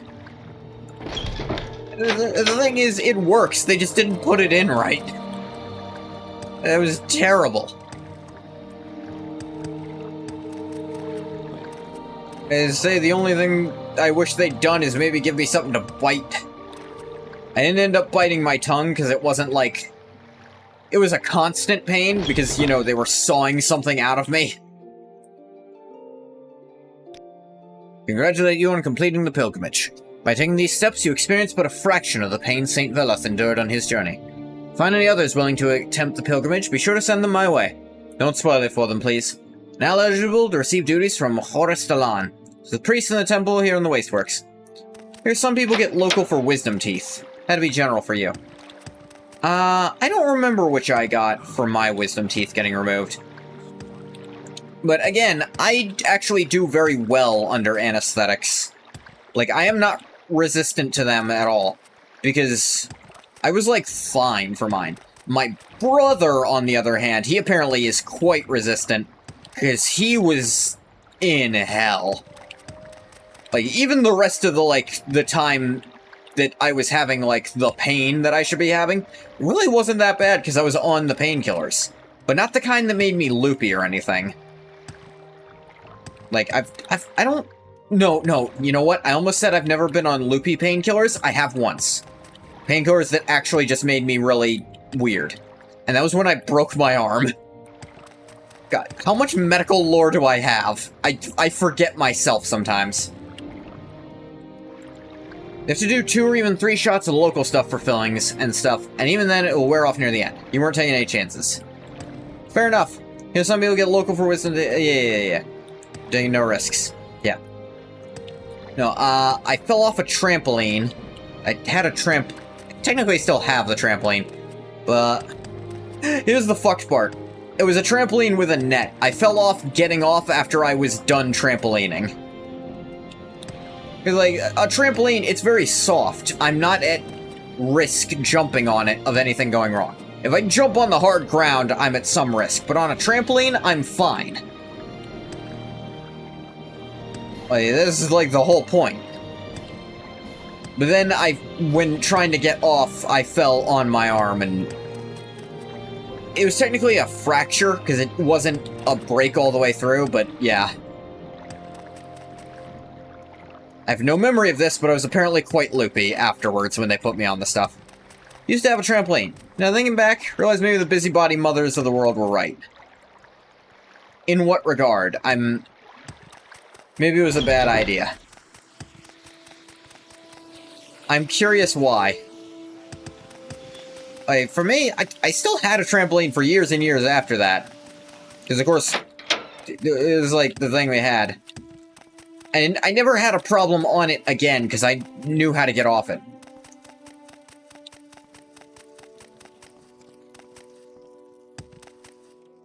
Well, like, that one time, because I was alone, I think usually I had help getting off, and I didn't get it. Never got hurt on them. You see how it'd be prone to horrific injuries? In theory, again, most of them nowadays have that big ol' net around them, so you can't be flung off. You just flung into a net. It's the part where because I was very young at the time. I don't recall exactly how old. It's probably over 20 years ago at this point. But I was climbing off of it, and I just fell straight on my arm. Maybe Patriarch, it's not my place to offer you my tasks if you're a mere novice. Perhaps you'd be so graceful as to help us nonetheless? Yeah, I'm kind of trying to reconnect with this culture. Oh, of course, you're the Nerevarine. Jalor Indo, temple follower, is sick and in need of a healer. Who would certainly be lucky to receive your help. What's wrong? Jalor is a smith, hardworking and humble. True follower of the teachings of the temple. Learn that he is ill, and I want you to go and help him. You'll find Jalor Indo outside the market bridge, west of here. His vendors stand near here. He has a potion that I hope will cure him. I think I could cast Cure Common Disease.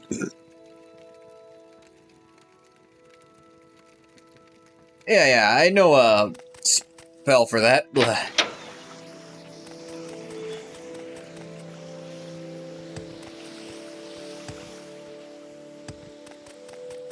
Yeah, I suppose trampolines are, in theory, dangerous. But honestly, I could have gotten basically the exact same injury falling off my porch. It really was not the trampoline's fault. The fact... Yeah.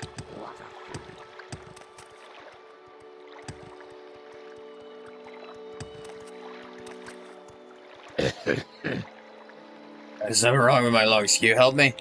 Sure thing. Hold still.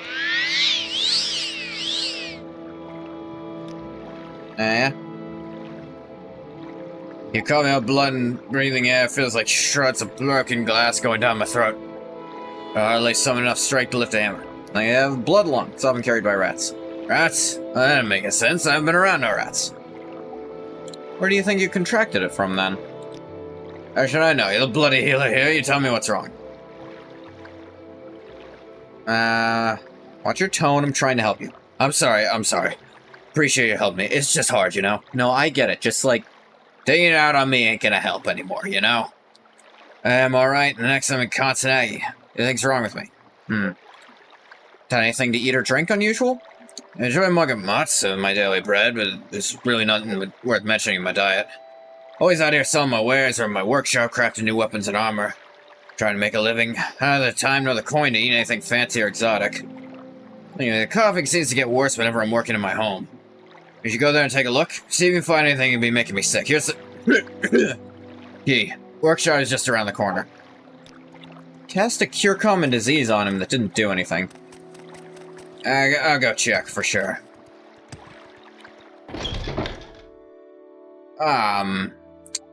I have an idea. Dude, you're working with... You're not sick. You're suffering from smoke inhalation.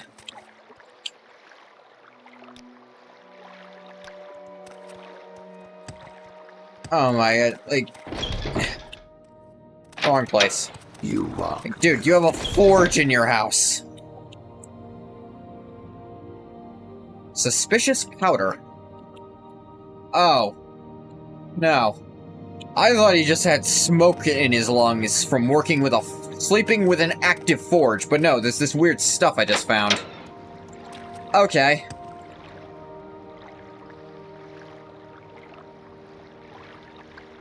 Real Dunmer do not suffer smoke inhalation. Regular smoke would never damage the lungs of a true Dunmer.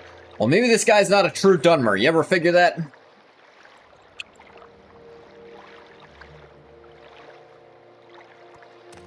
I know they're resistant to fire damage, but that's not the same as smoke inhalation. Those are very different skill sets. He's saying he's an Enwa? Well, Ngoth is one, so he can say it. If anything, as an Argonian, I'd say he has the most right to say it. What is this? You've had toxic powder in my forge? Powder is what has been making me sick the whole time. Suppose this powder got into the forge. I don't know. Sure as hell didn't put it there. Powder removed, I'm sure it'll recover in no time. For that, you have my thanks, Ngoth. Very much like to know where the powder came from. As I can help it find it. Thank you, Ngoth Third. Good to know the temple takes care of its followers. How do you suppose you'll find the culprit? Who has access to your workshop? We'll start there. Always kept the door locked when I'm out here. Other than myself and you, no one has entered my workshop in the past few weeks, except one courier bringing me an order from Commander Silsi of Indoril, one Hlalu hiring, who bought a steel halberd from me. Tell me about the Indoril courier. Courier was one of the guards in the Indoril garrison on the east side. Don't remember his name or his face. Brought with him a letter of order from Commander Nami Silsi. Although it was quite large, and I haven't finished forging everything they wanted yet. Tell me more about the Hlalu hireling. Imperial woman named Kalitia. I've been running errands here on the market bridge. Visit me twice. First to place her order, one steel halberd, then to collect it a few days later.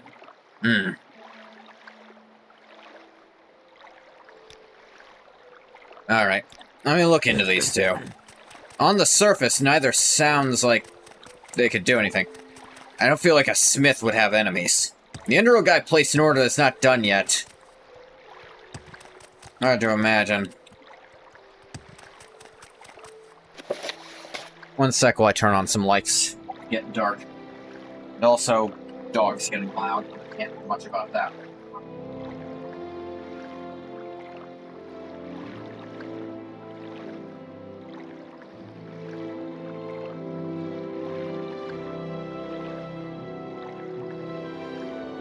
Da-da-da.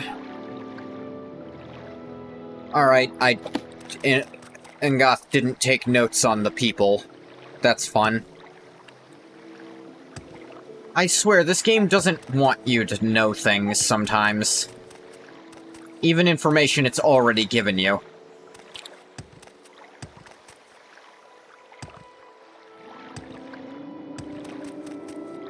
Head on. Or maybe I should say this mod doesn't. Dang it.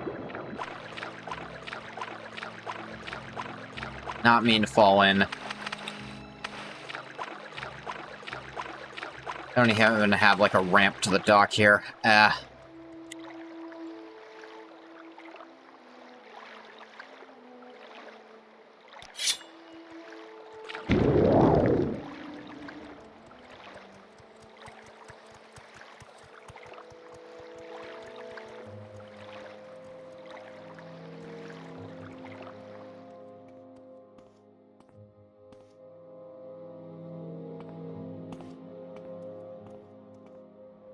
That's the plaza. There's not an Indoril garrison in the plaza. There one in the Upper Wasteworks? Probably not, but I should check.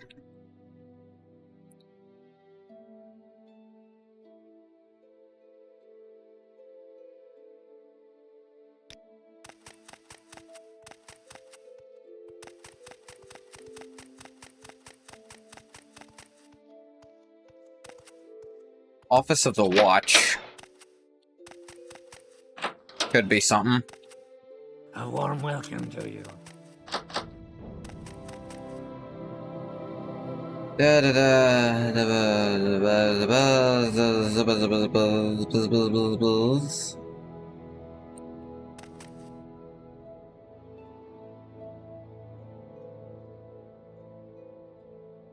see this land suits you. We welcome you freely. Ordinator barracks. Water. This is Ordinator barracks, not an Indoril garrison. But who knows? See this land suits you. We welcome Water. you freely. I don't even remember the name of the guy he said. Like, not the courier, but the person the order was for. I see this land suits you. We welcome you freely. It's really annoying they didn't put that in my notes for the quest. Water. Like, I really don't understand why they wouldn't. Like, I don't know. Neither of them are suspicious by themselves. If you want me to answer that based on a fucking guess, that's really stupid. Must be going crazy talking to myself like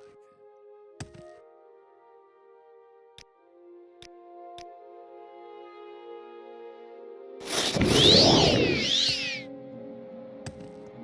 That the Indoril garrison on the east side of town, but didn't give me any real info about it or where it actually is. I don't remember the name he said. Any enemies? No, I'm just a blacksmith. Never slighted anyone, no one's ever slighted me. I don't understand why anyone would want to hurt me. Look for more in your workshop if you don't mind. See if there's anything in there. I see a steel halberd. Bird? Bird. Said bird for some reason.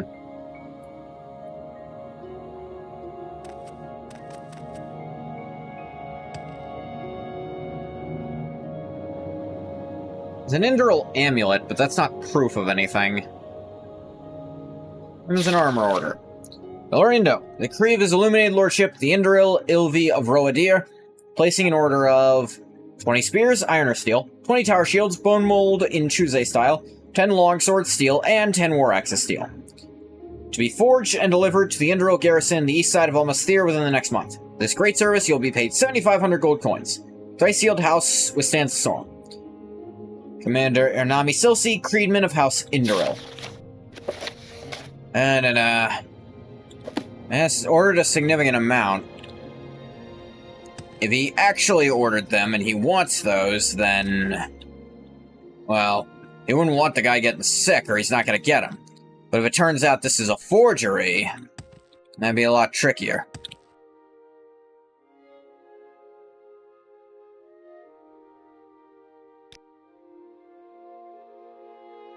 I'm gonna see if this does anything. If it doesn't, I'm gonna reload. Yeah, I didn't think so. If that had updated, then I would have figured that meant something.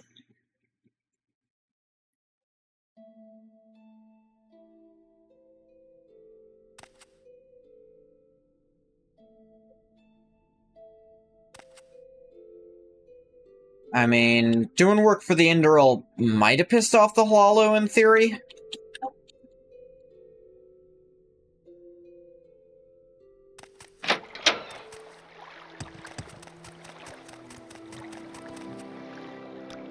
Let's see.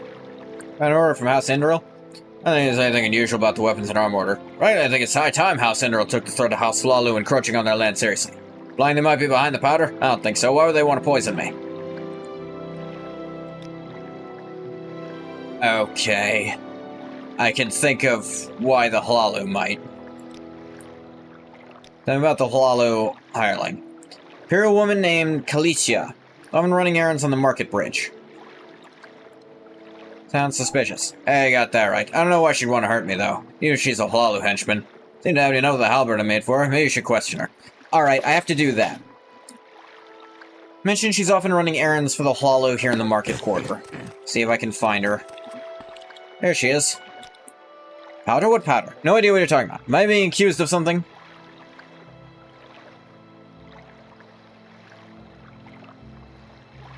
You bought a steel halberd from Yellorindo, didn't you? Yes, I did buy a steel halberd from Yellorindo a few days ago. What of it? Not against any law I'm aware of to do business in the city.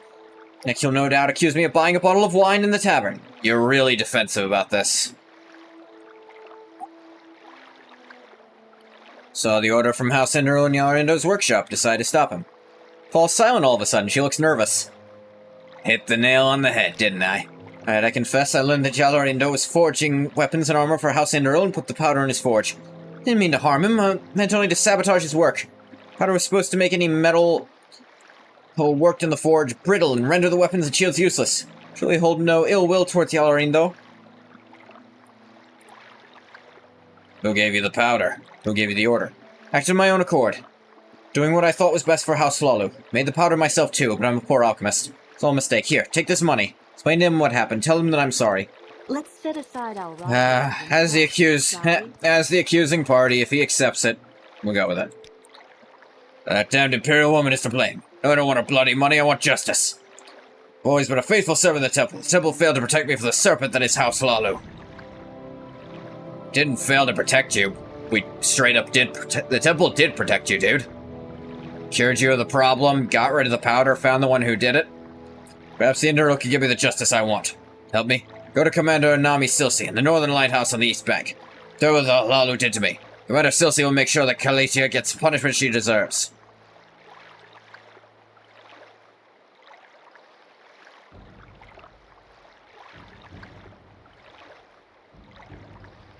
Hey, have you lost your faith to the temple? Give me. The temple seems to sit idly by as the Lalu take over these lands.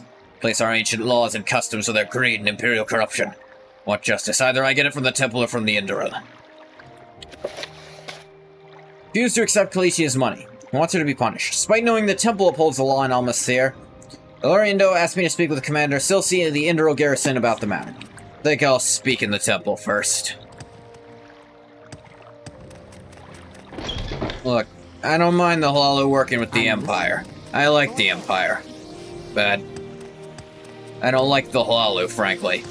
Feel like every time I've run into people fucking with stuff here, it's been the Lalu doing it.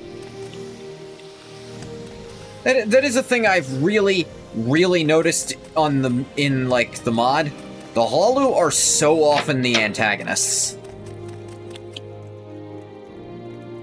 Yeah, so Lalu are professional fuckers. Kinda. Is anyone poisoned by a Lalu hiring? Good to see you helped him. Wants the Indral Commander Silsi to know this. It'd be beyond unwise. House Indral and House Lalu are vying for control of the Thir. So far, thanks to the efforts of the temple, the conflict hasn't escalated to an outright house war. Both houses have agreed to treat Almasir as neutral ground. Temple can't lose its credibility as a mediator of peace. What happened to Jalorindo was unfortunate. If we knowingly allow the Indral to retaliate, it would seem like we were choosing a side. Hope you understand. And it's partly just that most of the content so far is Lalu. None of the houses are really supposed to be good. I suppose.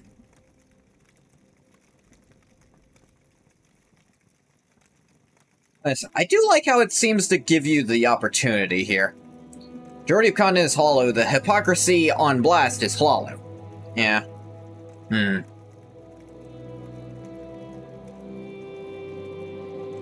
Let's see. If the temple doesn't do anything, won't it make us seem weak? Mustn't act foolishly simply out of fear of looking weak. I can appreciate that. Every action has its consequences, both good and bad. Kalitia's offense was not intentional, and she will not dare cause any more trouble. Managed to help Jalorindo before any lasting harm was done to him. You can deem this matter settled here and now, and neither of the great houses will be antagonized. We preserve the fragile peace. The thing is, House Lalu didn't actually know she was doing this. I doubt they'd have told her to stop, but they didn't know. As far as we know, they still don't. Wouldn't be fair to retaliate against the entirety of the house over that, would it? I also don't really agree with this method. Trying to sabotage each other like that, it's... Redoran, Indral, and Dress get their time. Imagine we'll see their share of shit, too. Yeah, to be fair... The thing is with the Telvanni, I'd almost argue they're... Here's the thing. They're honest about being hypocrites, so you don't really have to put them on blast for it. They never pretend to be anything else, but slightly hypocritical. In their weird... They're weirdly so meritocratic, it's hard to really hate them for what bad they do. They're just of the opinion that if you're good at something and you can get away with it, you should. It's like, they make no... The Telvanni are assholes, but it's all out there. Yeah, they're not, like, trying to put out a front of being respectable nobles or something. They're like, nope, this is what we do, and we're allowed to because we're good at it. It's like, it's such, like, again, they've been called wizard Klingons, and I think it's relatively accurate. It's like, if you can do a thing and get away with doing it, you kind of deserve to do it. The other houses try to sell you on how they're the best guys and the way for a better future. Telvanni don't dare. The only one who does is like, you know, the Telvanni should really, it's more like a, not, it's still entirely Telvanni focused. It's like, we really need, like, a standing military presence so we can defend ourselves if need be. Kind of, but Klingons are very serious about honor. Yeah, I know it's not one-to-one, obviously. Like, being all sneaky is not a thing Klingons are cool with. But it's like, it's still, the Telvanni are a meritocracy, if you want to call them anything. But it's like, if you killed someone and no one saw you do it, even if everyone knows you did it, well, obviously that guy deserved to die because he couldn't stop you. Klingons absolutely believe there's a right and wrong way to do things. Any way other than direct honorable combat is not acceptable. Yeah, I was more going towards the, if you kill a guy, you just get his stuff in Klingon. It's like, more on the side of, if you killed someone, obviously they deserve to die for it. So that does not prove your point. Bald-faced murder does not prove your point. No, but if you go up to them and say, hey, fight me. If I win, you're wrong. Then, for Klingons, that's good enough. And that's more the aspect I was pointing to. More on the, if you could do it, then that means you must have been right. But they just expand it to be about other stuff. Only Klingon allows outright murder. If you challenge and they accept, that's okay. Yeah, like I said. Yeah, I think not telling Silsey. Good, you agreed. 3 willing will avoid this conflict. Yeah. Worried, though. The recent actions of both House Induril and House Flalu. Where there are spears, there will eventually be blood.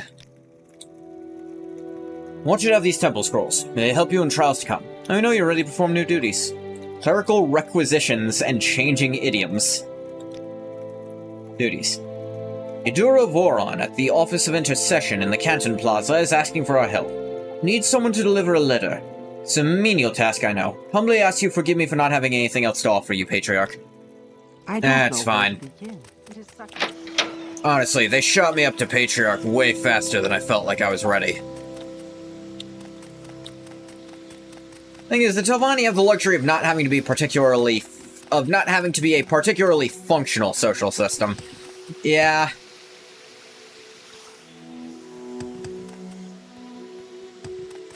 I'm not saying that they're a good system, but it's like, they're honest about it, and that's kind of funny. Kind of our parasites of Great House Society. To some extent, yeah, because they really don't care, most of them. To be fair, I think the majority of, like, actually powerful Telvanni, if House Telvanni fell apart, they'd just keep doing what they were doing before. They'd just probably have to kill more people to do it. And I don't think they'd care that much. They'd be a little annoyed at the setback, but barring that, you know. Actual adults build roads and establish trade routes. Maintain farms and egg mines. Yeah. But it's like, at the same time, it's like, the Telvanni as a whole are so not unified that you never have to worry about them trying something, really. But it's like, individual Telvanni are so powerful that you really don't want to piss them off. Like, imagine Devaith Fear just decides he doesn't like the Tribunal Temple anymore. I feel like there's not a lot most people could do to stop him if he decided he didn't want them around anymore. He doesn't care, but just imagine the what if, is my point there. Yeah, like, most of them can't be bothered. They don't care. They're just gonna sit in their labs doing whatever. To be fair, Fear is immensely powerful. Yeah, I picked the most extreme example I could think of, but, like, lots of them are pretty strong. There's no one else as powerful as him. Yeah, no, I was pointing out the most extreme possibility. Obviously, for most of them, it's not going to be that bad, but it's like, still individually, they would cause a lot of trouble if they were so inclined. It's just that they're really not so inclined. Most Telvanni lords are not as bad as they think. It's like, here's the thing. If you're a Telvanni lord and you've been a Telvanni lord for a while, chances are some rivals have tried to kill you a couple times. And you have some means of stopping that. So you've got to be pretty dangerous. And a lot of the Telvanni lords are really old, too. Like, at least one of them claims to be older than the Empire. Possibly, like, to the point they may have been born a Chimer. That is how old they claim to have been. And whether or not they're telling the truth is another matter entirely. But if that's true, then it's like, then you survived the amount of assassination attempts and, like, just outright battle. Destroy a lot and live forever. Where the fucking food? Magic can't make food. Actually, I think that depends on the game you're in. Like, it doesn't make it in any of the games. You never learn a food creation spell, but I don't know. Is there lore about that? I actually am not sure. Uterovoron. Do you have? I don't think Tess has ever had magic which can make food. Might never have been mentioned, but there's magic that can do all sorts of things, so who knows if it's possible or not.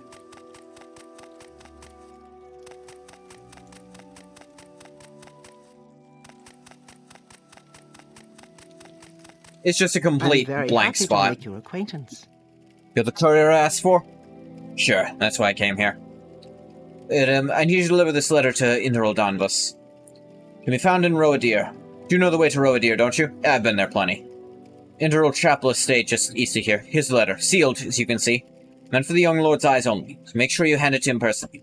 One can never be too careful these days. Here's some coin for the road, too. Ah, thanks. I feel like if magic can make food, it would probably be employed on a wider scale. Pardon me for bothering you, Patriarch. Perhaps carrying a letter to Indral Danvas? Yes, you're carrying a letter meant for the young, if I'm not mistaken. I'm the Patriarch of the... I'm the Patriarch of the Temple. You'll let me pass. Of course. Forgive me, Patriarch. Didn't mean to bother you. Walk in Velas' footsteps. Like, I'm gonna... Here's the thing. Angath doesn't mind doing menial stuff, but if he has the opportunity to pull rank, he fucking will. Like, I am Patriarch of the Temple. You gonna try to stop me from doing what I've chosen to do? No, of course not. Magic is definitely something the Empire has harnessed on an organizational level. Like, that is the problem. There is organizational levels of magic, but I want you to really think, how often in Elder Scrolls are they doing anything for the Empire that is not go out and kill stuff? Like, even in lore, it's usually they're winning battles in war. Now, granted, I think there have been mentions of supply shortages, which, if magic could make that, probably could get around it. So maybe magic can't do that. It's hard to say. It's not something that's been brought up. But it's like, I don't know, I feel like a lot of really easy problems would have been completely solved by that logic. Like, there's still famine and disease. There's still, like, disease gets widespread sometimes in Elder Scrolls. And cure disease magic exists. You know? So it's not as if... Like, hell, it's not even that hard to do that magic, but people still get sick and die from being sick. So I would say that really doesn't hold, honestly. Magic can make food. You'd think that'd be a top priority for a continent-spanning empire. The ability to just make food out of thin air would be crazy. So the ability to just say no to any disease. Like, maybe food construction just takes a lot of magic. I don't know. It'd have to be conjuration since you're making something. And there is a lot of... Like, the conjuration school as a whole doesn't get endorsed much.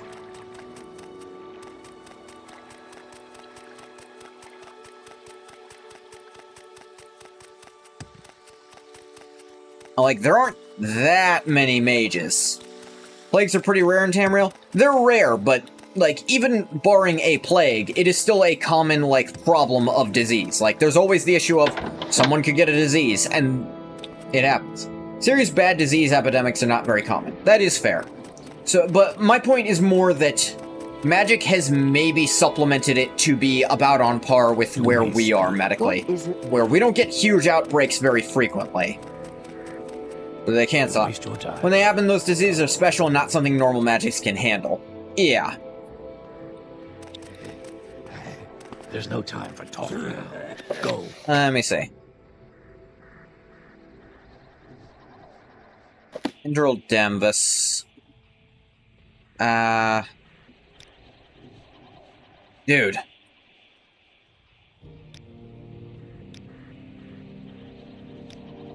The letter for young sir? Take it off your hands, deliver it to him. I just need some directions, please. In the right building, young Sergio can be found meditating by the shrine of his ancestors on the bottom floor. Thank you. Like, look, here's 10 gold. Can you just do me stuff? I'm here to deliver it. I'm supposed to give it to him specifically. Aside from weird beggars can't afford the free temple cures for some reason, almost everyone in Tess is remarkably healthy. Yeah, that's kind of what I'm getting at. It's like, maybe magic can do that, but no one's willing to just sit around producing food all day with their magic.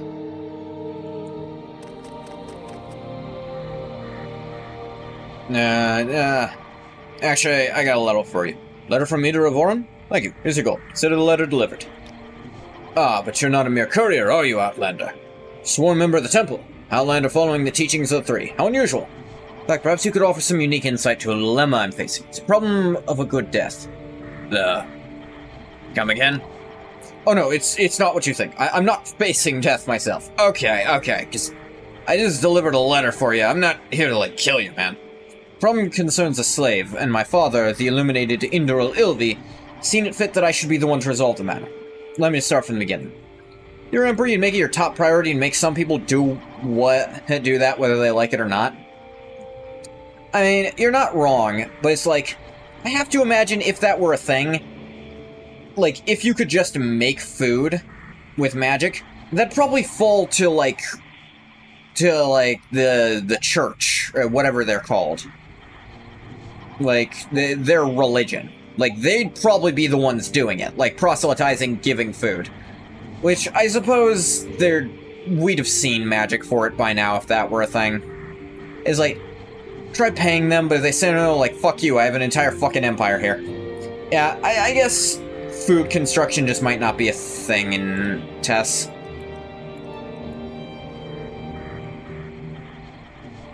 Check. I'm gonna look real quick.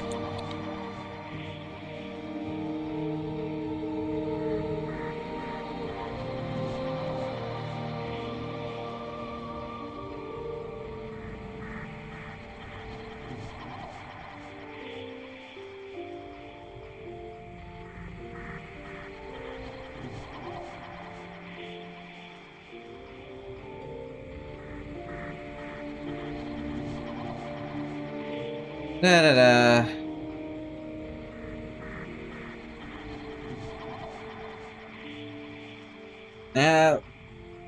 Nah. Okay, I looked a little just for a sec because I was so curious about this. There doesn't seem to be any official word anywhere. There's an incident in the pier. Slaves were unloading cargo from a ship and one of them fell down from the gangway. Not know if it was simple clumsiness or he was trying to escape. The fall ended badly for him nonetheless. They've got trapped and crushed between the ship's hull and the dock. Ugh, that had to hurt. Others managed to drag him out of the water. I'm told he doesn't have an unbroken bone in his body and is currently dying a slow death. Oh, God. So you see, the problem is what to do now. Slave is sure to die, yes. The manner in which he dies is in my hands. I want to do what's right. I've meditated on this for quite some time now, but have not found a clear answer. You're both a devout of the temple and an outlander. I'm interested to hear your perspective on this dilemma. What do you think would be the right thing for me to do? Please, do not be fazed by my status in your response. Speak freely.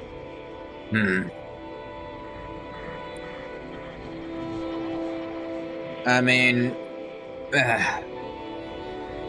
he's just gonna get pissed if he says this, so Ingat's gonna not blurt that out, no matter how well he believes it.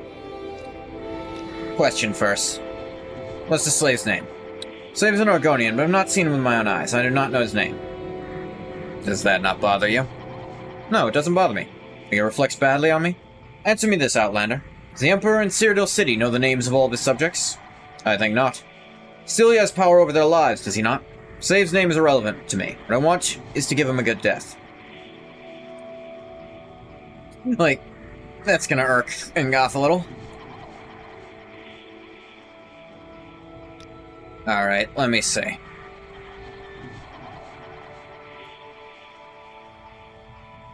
Well, you said you meditated on this. Like I said, I do not know what to do. Pray to the three living gods, saints, the ancestor spirits, and I have not gotten an answer. Magic can manipulate plant growth, as is the case with Talvani mushroom towers, so maybe they can make magical superfoods. If nothing else, that should be able to let them make plants grow faster. I mean, in the games, plants just grow super fast anyway, but we should assume that's not diegetic. Do you think their silence could mean something? I wonder. I displease the gods and the spirits somehow to have them abandon me like this? Please, I need your help. Let me see. Let me see. What do you think should be done? Let me see.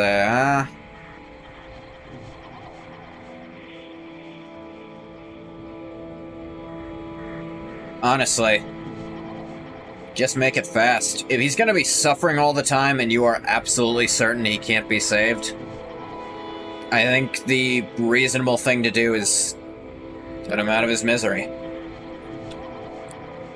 Give him a gruesome death. Like, no, yeah, I do see that there. It's like, fucking what? What's even the point of that answer? Like, an example to who? Like, dude's already suffering the worst. I think just make it quick. You're right, of course. Ponder this for far too long. His suffering serves no purpose. It'd be cruel to allow it to continue any longer. Tell the foreman to crush his skull with a mallet. Whoa, whoa! That is... It's fast, but I would have think dagger through the heart, dude. Have some decorum, Jesus fuck. I'm sure there's someone else you can bother. It's quick, but I meant like... Ugh.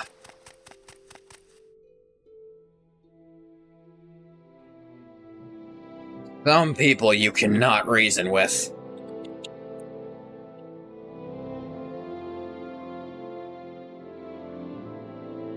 Jeez. Destroy the brain, the quickest way, the quickest and most humane way? I mean, he's probably not gonna feel it. Yeah, it's something, man. Death of the heart would still cause suffering? I mean, yeah, but it's... yeah.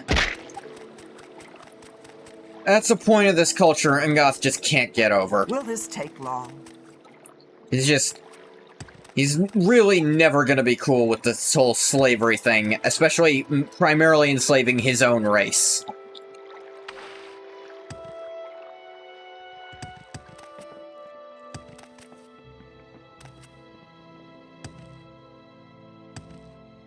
Ugh.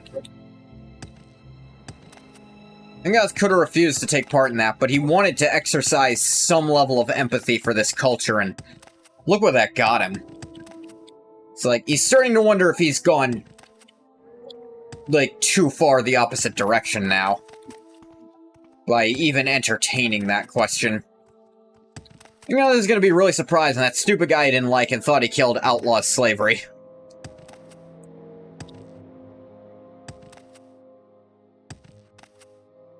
I mean, I think Ngoth already suspects he didn't kill the real one. He's like, Barry's smarter than that. No way she let him die to me.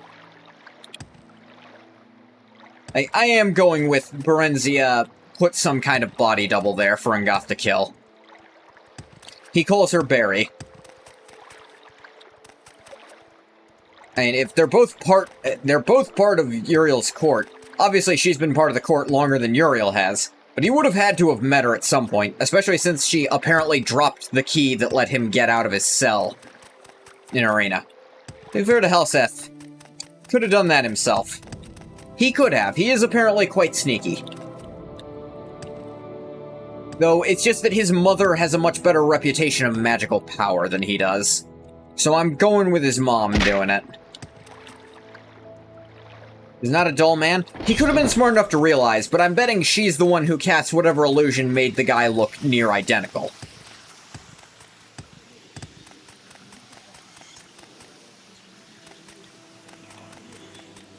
Of course, that is also assuming that we were ever talking to Helseth to begin with, and that wasn't a body double the whole time. Which Ungoth isn't going to rule out, but he's still going to send a message, don't try to assassinate me or I will kill you. Like, whatever happened, guy still got the message.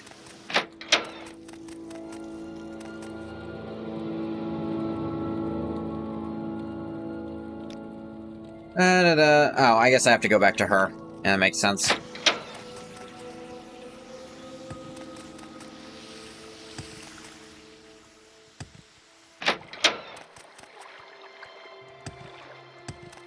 It's actually on the top floor, I think, in the plaza.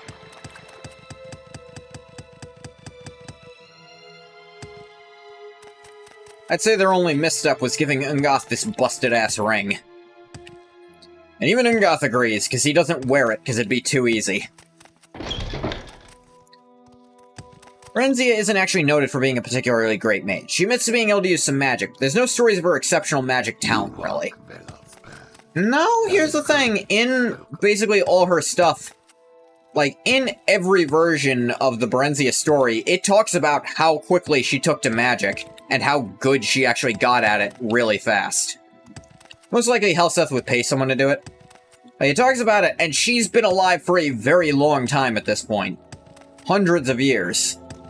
She has all the time in the world to be very proficient at some very powerful magic. Like, in all the Brenzia books, it talks about she's really good at magic. Like in the magic of Magica, they have in the magic of money. That too. Stone pilgrim, truth and faith. I got it. Hey, you the letter? I did. Good. Trust everything went well? There were no surprise on the way? Wanted me to... Eileen Telleth wanted me to show her the letter. She did? You didn't let her read it, did you? I didn't. Thank you, Ungoth III. I don't understand why Eileen would be so mistrusting of me. Guarantee there was nothing in that letter that was any of her concern. No, I can trust you. Go back to Horace Delon, give her my regards. She was wise to choose you for this task. Helseth is a noted alchemist, mostly poisoner, but that's still alchemy. Yeah. But Brenzia is noted several times in both versions of her biography to be a very skilled practitioner of magic at this point. Maybe she's not, and hell, even in the card game, she's got, like, some kind of magic thing, I think. But no, she is noted to be a very skilled magic user. Not necessarily a crazy powerful magic combatant, though she is noted to be a very, like, she is noted to be handy with a blade. If you know what I mean. But, like, maybe not of the destruction school, like, maybe she couldn't blow up the world, or blow up a building, but I think she's very tricksy with her magic. Trixie Dunmerses.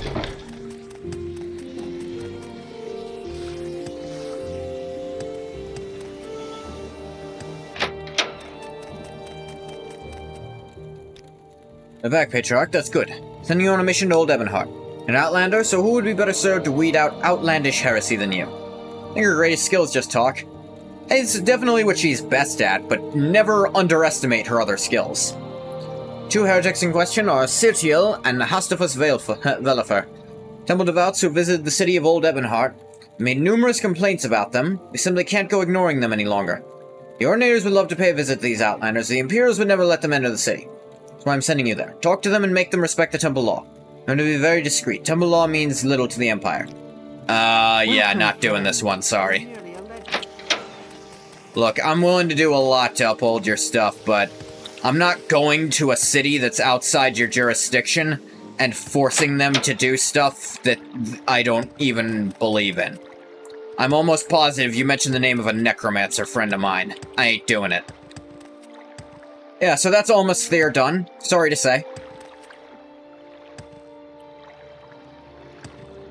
Let's go over to Balfoyan instead. Yeah, Ungoth ain't so story-eyed about all this that he's gonna let that shit slide. He's drawing a very harsh line right here. He ain't doing it.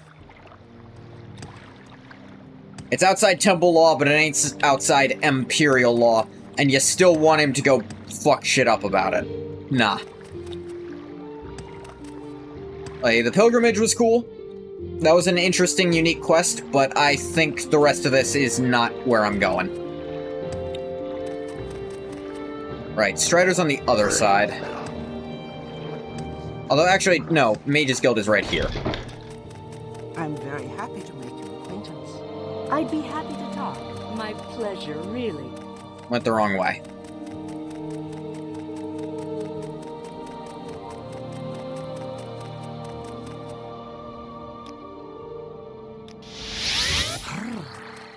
Good friend. This is a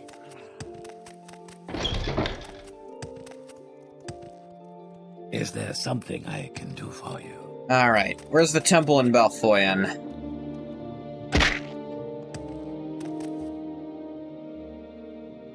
I actually don't know. Imagine it'd probably be on the west side, because the east side is more Imperial stuff. Actually, this is probably the temple right here. You don't have to ban necromancy or kill anyone to complete the quest, to be fair. There are a few outcomes.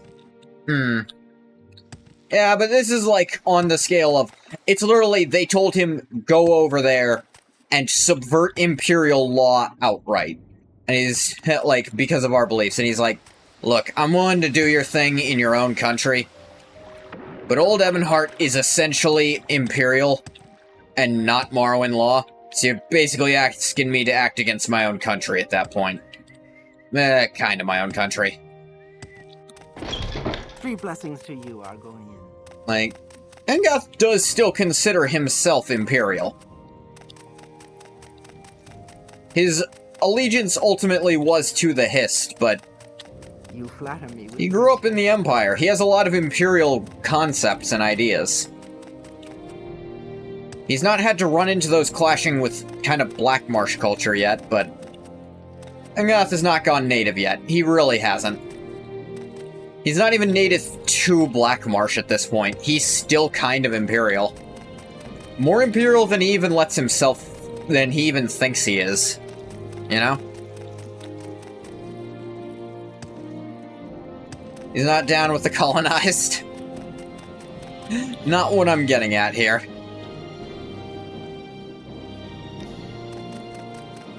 Still in that colonizer justice juice.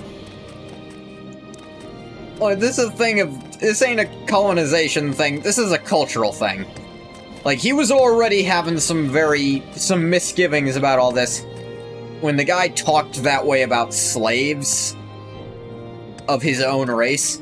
Like, matching it up immediately after that, he's like, not drawing the line. Not going any further on this. I'm very happy to make your acquaintance. May you find me worthy of your attention.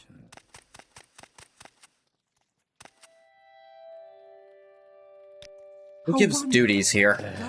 You, maybe? No? Someone has to, right? Doesn't Goth really care about necromancy that much in and of itself, though? By itself, Ungoth doesn't have a particular opinion on necromancy. He doesn't see what all the hubbub is about it. Like, he's not a practitioner himself, but his opinion really does come down to, the soul's not in the body anymore, that's not them anymore, who cares? Like, yeah, if you were messing with someone's soul over much, that might have some implications, but he still doesn't care that much. Like, he will soul trap people for the fun of it. His adherence to Imperial law is leaning more towards the colonizer side. He's advocating for the Empire's right to determine law in Morrowind. He's advocating for their right to determine law in a city that Morrowind specifically agreed to have Imperial law in.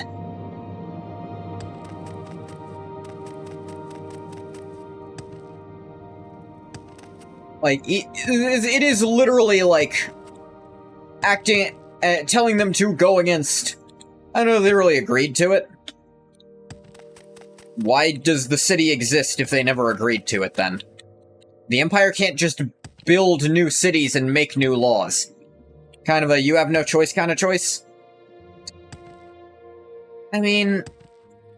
The whole thing is Morrowind got to keep most of its independence. The Empire got to build one city under their own rule.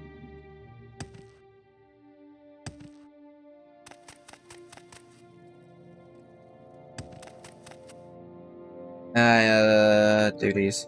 The Empire can kind of do anything they want. Okay, let me put it this way. They haven't broken any of the Armistice rules. They built cities all over the place. Yes, and the majority of those cities still have to follow Morrowind laws. Just Old Ebonheart specifically doesn't.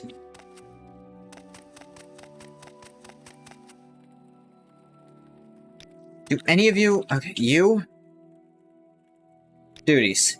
There's an wellness check on Ulman Vathri. Did. Varnfell is a temple preserve in the Armistice. Yeah.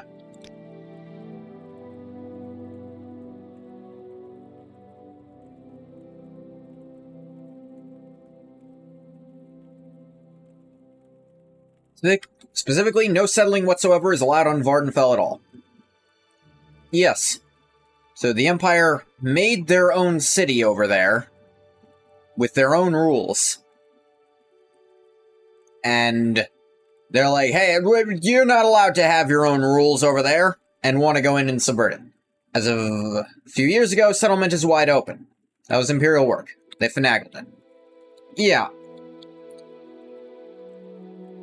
It's still. Like, I feel like we're off topic here. I feel like using the words colonizer and colonized is... I feel like that's trying to lean it in a specific way. Even if it's technically correct. Like... I don't know. I feel like that is using some very... it's trying to language it to go to a specific way, even if that's not specifically what's happening. Even if it's technically correct. No one times support of our temple, but he's ailing. No doubt will join the ranks of our ancestors soon. Go to him, ensure that he's comfortable. Those are no amendments. Very much a narrative Morrowind examines. Just some some. One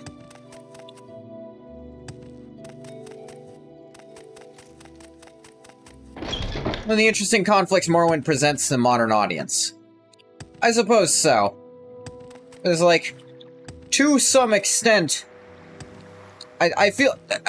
my thing is, using the colonizer-colonized dichotomy, by current standards, that is bringing up a much more black and white version of it. The way people talk with those words nowadays is that all colonization is bad always, and being colonized is always that. And I feel like that's... yeah. That is what's, like, very much pulling me back when the words start getting used, just because of how they're used actually today.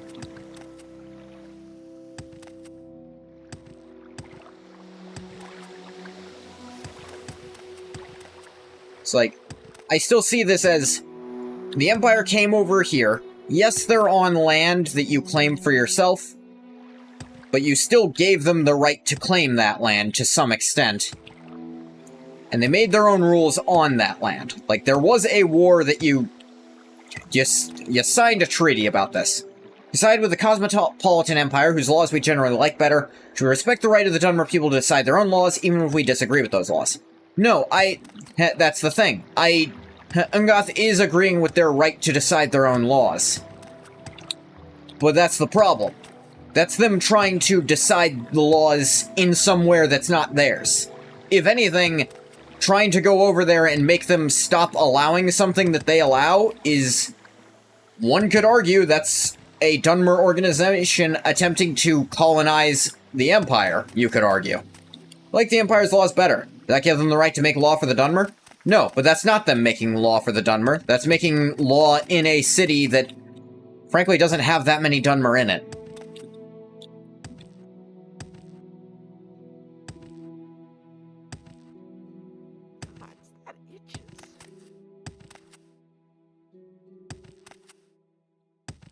it is ostensibly an imperial city. Old Ebonheart is.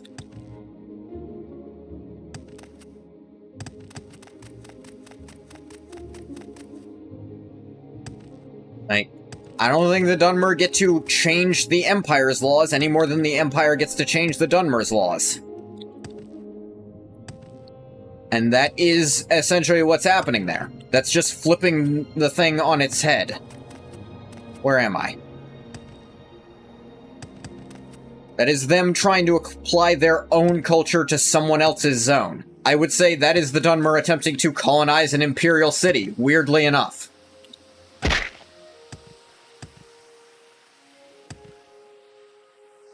Trying to just go in and not allow the Empire to have their culture in their own place that they got. Were they allowed to build that place? Kinda. You said they could. You don't get to kind of back out of it now.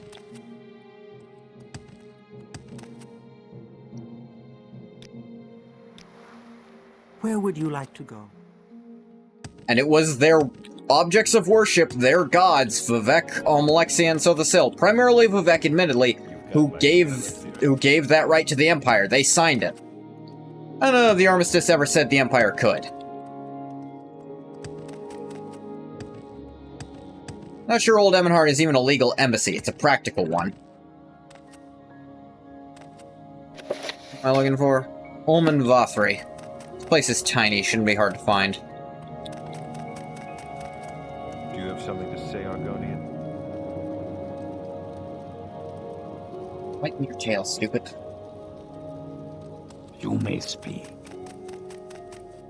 That's starting to get into the nitty-gritty of stuff we just don't know.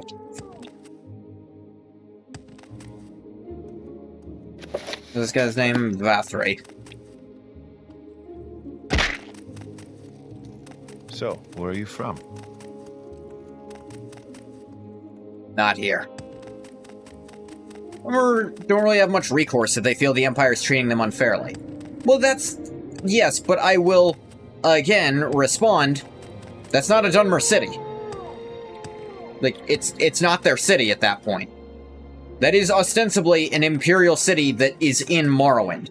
It's not a Morrowind that is in their land. Now, if they said they didn't like it, they didn't want that city there, and that city should be removed, that'd be different. But no, they want to go into a city that's ostensibly not theirs and change all of its rules because they don't like its rules. Perhaps Old Ebonheart is an embassy. An embassy of equal nations does not have permission to violate the home nation's laws. Again, I feel like we're on different pages here. Absolutely don't want it to be there, but that's never going to happen.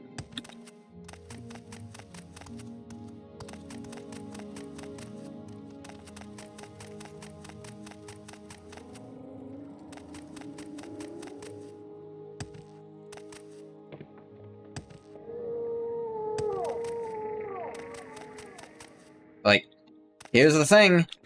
They can just turn away Ordinators who try to get in. That tells me, genuinely, that it's not a Morrowind city. Talking about a city of the Empire, which the native broadly don't particularly love, flaunting a very serious law which literally is heresy to the natives. Yes, but it's their law.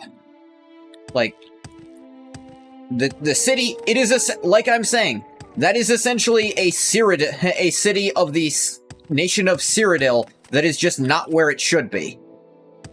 You can argue they shouldn't have been allowed to make the city, but it's still their city, and they get to pick what their laws are in their own city. Empire can turn away Ordinators anyway. Morrowind and the Empire are just not equal entities. Yeah, I get it. Part of the conflict, Morrowind is an inferior. Yes, I understand that. But I'm still saying that is Morrowind attempting to dictate a foreign city's rules, because they don't like those rules. You can argue they don't want the city to be foreign, but it is. That's a separate... that is an entirely separate problem. I'm Ulman Vothri, what of it? But it's in Morrowind. Yeah. Yes. Nalzandel sent you, didn't he? Good man, looks after me. A lot on my mind lately. Helps me see things straight. Helps me prepare. You mind? I don't feel like it's fair to just call it a foreign city. It's not just a foreign city, but I'm saying it is still a separate I'm saying it is a city that is not bound to the normal laws. Sure, it's on paper an Empire City, but it's in Morrowind. Yes. But I will remind you, Morrowind is in the Empire. The Empire goes to Morrowind, makes their own new city, and decides they want their own rules there. The city in Morrowind, which was put there by the Empire. Yes. But Morrowind is still technically part of the Empire, is still another issue. Not by public vote.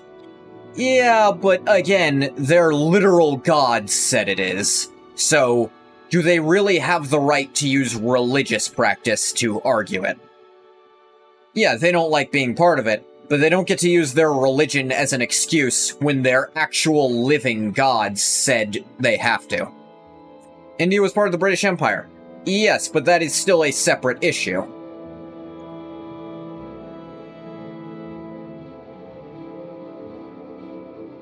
Like, Morrowind is part of the Empire, and their gods said it had to be. Like, I feel like we're skipping over the part where Vivek said it. He made it happen. This isn't just the leader of the this isn't like the king did something they don't like. This is their god did something. Another element of the conflict is Vivek said they have to be. Yeah, that feels hypocritical for me. Like, you have this system of worship, but you're going to ignore the words of your literal divinity because... Other part? People still don't like it, but they have to accept it because their own god said it would be so. Yeah. But then they're not accepting it, is the problem. Close, I know. The ache in my bones, I can hear my ancestors calling me from beyond. Almost ready to go. Still have lingering, impure thoughts that I haven't been able to overcome. Now, this has been a great help to me. He's been working with me to help me through my issues, but I fear that I'm nearly out of time. Please, Ingoth, help an old man find peace. Need a final favor of the temple. Need a cure for greed.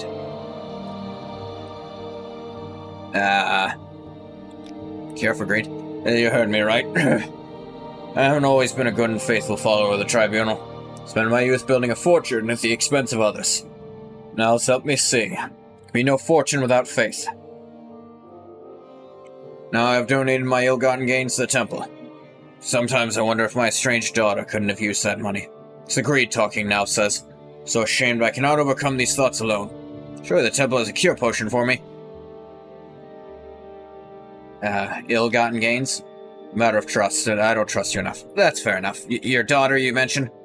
A daughter in Cyrodiil. Boy said I smoked too much Hackalow. Not spoken in a while now. Rather not talk about her if you don't mind. Fortune. This is the stuff of foreigners, their strange gods and strange ways. Better leave it all to the temple, he says. Nalv's Andalin, you say? Good man. Help me see the path to redemption in the eyes of the temple and the ancestors. I'm gonna go have a word with this Nalvs. Know a guy named Nalvs?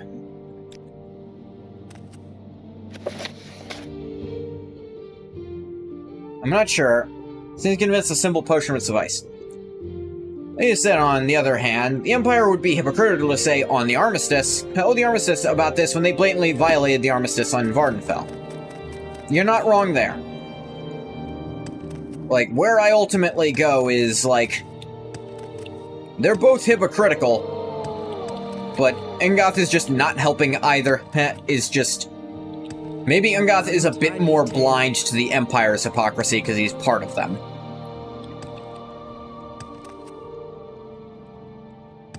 Should be no Imperial settlements on Vardenfell whatsoever.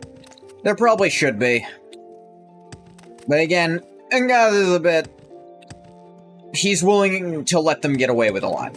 Like I said, while he is not blindly faithful in his religious practices, and he is not with infinite faith, there's still a lot he's willing to let slide. I would say his faith in the Empire borders on religious to some extent. A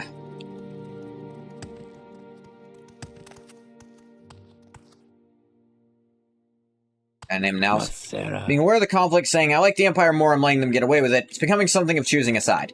That's definitely what Ungoth is doing, I won't deny it. But... yeah. They're both being hypocritical, but that doesn't mean I can't tell them both to stop being hypocritical. I can say it's hypocritical for them to try to go into that town and force it to change, and still say it's hypocritical for the Empire to have built settlements on Vardenfell, and that they shouldn't have done that. Ignorance is one thing, but he was presented the problem and chose an action. Yes. He was still presented the problem of go and assist in being hypocritical. But he was never presented with, like... Here's the thing, Ungoth has never been given the option to blatantly to my knowledge, blatantly break the armistice on Vardenfell. Maybe he's subverted rules because he doesn't agree with them, but at the same time... maybe not at the same time. Maybe Ungoth is being a bit hypocritical here. He was still presented the problem and chose an action. Like I said, he still sees himself as Imperial, even if he doesn't admit it. Hypocrisy is on the table on both sides. The Empire moved first. Is it right the Dunmer should roll over and accept it?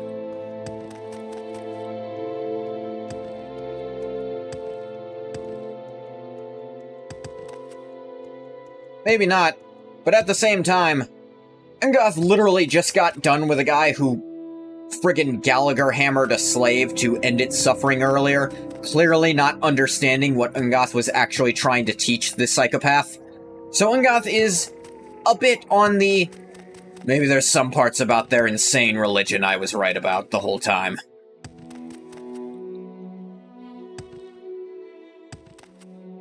The Dunmer watched the Empire insult the few promises they were made and do nothing to avoid being hypocritical? No. Why walk when you can ride? Do nothing. But at the same time, Ungoth isn't going to uphold beliefs he just can't find a good reason for. He's not going to go and try to help them change the rules of a place that he doesn't think the rules need changing in. He's willing to entertain them and try to experience the culture and the religion, but he's not changed his entire worldview for them. He's trying to connect with that culture, but he's still, at the end of the day, he's still really never going to be part of Morrowind's culture. He's not a Dunmer. He's never was, and he's never going to be. He's technically the head of their religion, but... Are you the one I've heard talk about? He really doesn't want to be. He killed 2 of their gods because they were insane weirdos that he didn't agree with and thought they needed to go away.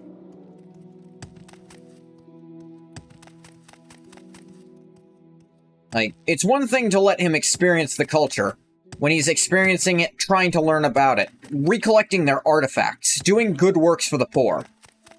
It's another when they ask him to just completely turn against his own culture in that same breath. In regards to humanely killing the slave, I don't really see the problem in destroying his brain. It's not pretty, but it is a humane way to end the slave's suffering. Yeah, but the guy wasn't even really willing... Here's the thing. The guy also didn't know the slave's name and didn't want to learn it. But he was choosing its fate. Like, Ungoth just had to accept that this guy was an insane and, frankly, psychopathic weirdo who doesn't see people as people. He compared himself to the Emperor making decisions for people, but the Emperor isn't personally ordering the execution of people on their deathbed. And if he is, he's knowing their names when he fucking does it. That was another sore spot. This megalomaniac just compared himself to one of Ungoth's only friends in the world. And tried to imply Uriel would ever do something that blatantly horrific. Something they don't guess it would have been more dignified to administer some kind of instantly fatal poison. Something they don't have that on hand, it might take time to get it. He did care about the slave's suffering. It's frankly unusual compared passion for a Dunmer slave keeper, not gonna lie. It was, but he still very obviously did not see the thing as... He saw it as a thing. He had compassion for it in the same way you might have compassion for your suffering pet. At best, he saw it as his livestock. Like, I have compassion for the Hell, the whole reason we have butchers is because we have compassion for the suffering of the animals we're going to eat. He is a Dunmer slave keeper, yeah. Like, I'm not giving him... Ungoth isn't giving him any points for that. It's not a good thing to keep slaves. Yeah, but Ungoth was trying to, for a while, was trying to right there, keep his mouth shut about that, because it's a cultural thing, and he's not just gonna... Again, he was trying really hard not to just tear apart their culture. After he just... Even though he physically did it with his own hands by killing 2 of their gods, one of which was in self-defense, but the other one he has really no argument for what he did to Vivek. He kind of regrets doing that to Vivek at this point. And he wishes Sothasil got better. Got better than he got. Like, Ungoth doesn't know much about Sothasil, but what he does know, he doesn't think the guy deserved to die. Not gonna convince a guy in one conversation his whole culture is and has always been wrong. Yeah, and Ungoth wasn't gonna try to, because he knew it wasn't gonna work. But it gave, the whole conversation was hitting a lot of Ungoth's buttons about reminding him why this culture he was so hostile to. And not just its hostility to him. The keeping of his race as slaves. The worship of blatantly insane people as their gods. Though, admittedly, that didn't show up in that conversation. One could argue he's so adamant about not knowing the slave's name because it would make it harder for him to deny the slave as a person. Maybe he has too much compassion. That's not the reasoning he used. He used it as, does your emperor know the name of everyone he makes the decision for? Basically, he was doing it more as he's above them and they don't deserve his attention. He was very megalomaniacal about it. Maintains his distance so he can maintain his faith in his culture and practices. Yeah, but would he admit it? No, he wouldn't admit it, but that doesn't make it untrue. Just like Ungoth wouldn't admit that he's more imperial than Blackmarsh, but that wouldn't make it untrue. Because, like I said in his character notes, if the Hist asked him to kill Uriel, he would betray the Hist. He doesn't know this is true. That doesn't make it untrue. He would actually he would probably burn a Hist tree before he would hurt his friend there. He doesn't know this, but it is the truth of him. That it is true and he does not know it is irrelevant. It is still true. Would he admit that it's a way to solve his cognitive dissonance? No. To do so would be to admit there's a problem with his culture. He's an Indoril. He would never admit anything is wrong with the society shepherded by the Tribunal. Yep.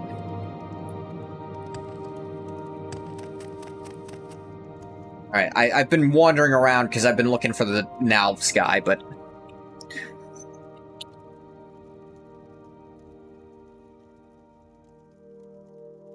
Nalv's Andalin.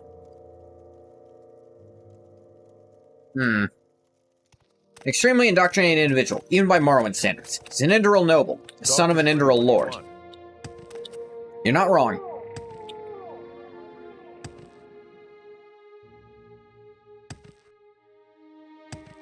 I'm gonna go... I feel like I need to go talk to Nalvs about this shit. Why walk when you can ride? Like, Ungoth might actually be at a breaking point. If Nalvs here is just actually corrupt and trying to get them a bunch of this guy's old money. Like, no, I don't think it's greedy. He wants to leave money to his estranged daughter, you insane shit. Like, Ungoth tried really hard, and he has softened his stance on things, but they are not making it easy for him to try to actually go with the Tribunal here. He's technically the highest rank in their culture. Greetings, Outlander. Wait, did I go to the wrong place? Do you seek my services? No, I didn't.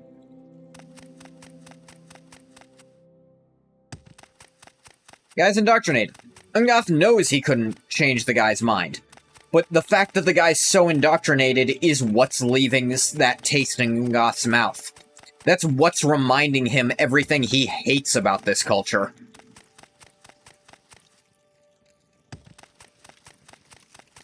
That a guy like him is not considered a bad person by their standards. He's considered a devout and faithful person of their religion. And he is ostensibly, in many ways, an outright monster.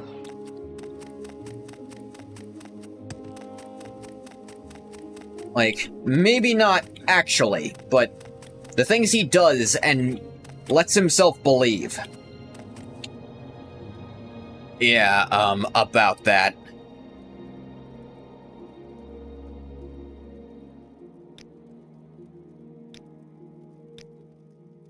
Go for grade? What are you waiting for? What do you mean? Of course there's no such thing. A common cure disease potion will put a woman's mind at ease, and who are we to deny him that? Even charitably to a temple. The least we can do for his generosity.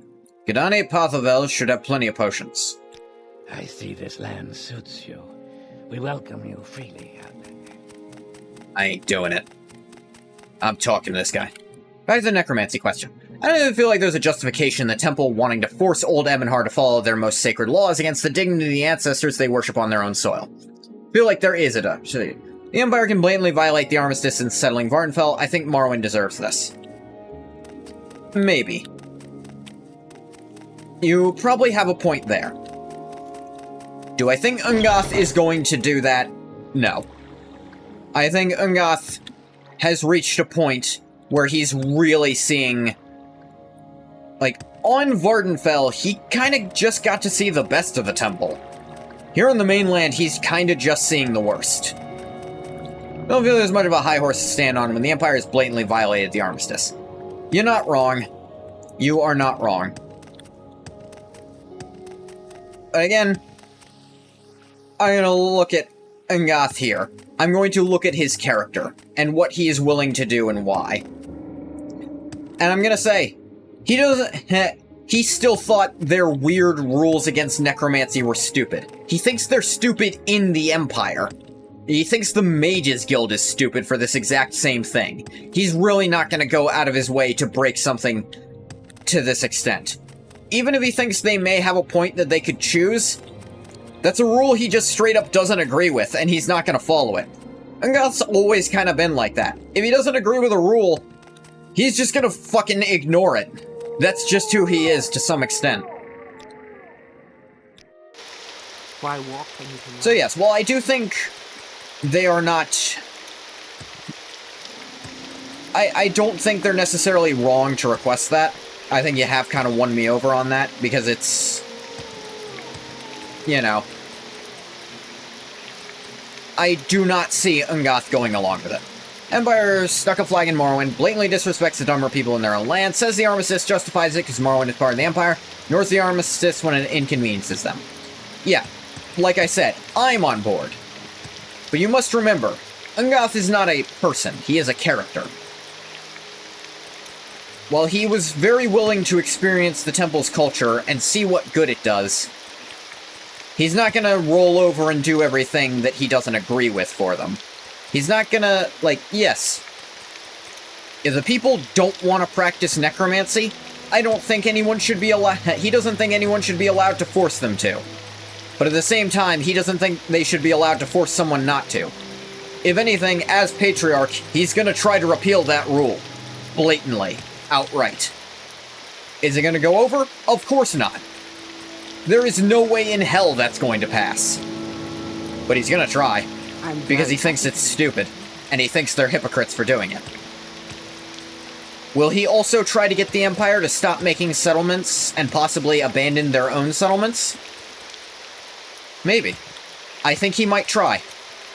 If he looks at it, I think he will have some words with Uriel about the settlements there. But again, then you come into the question of, how long have those settlements existed? Have people lived in those cities their entire lives? If so, is it right to take those lands from those people who had nothing to do with the city being founded like that? I don't think it necessarily is.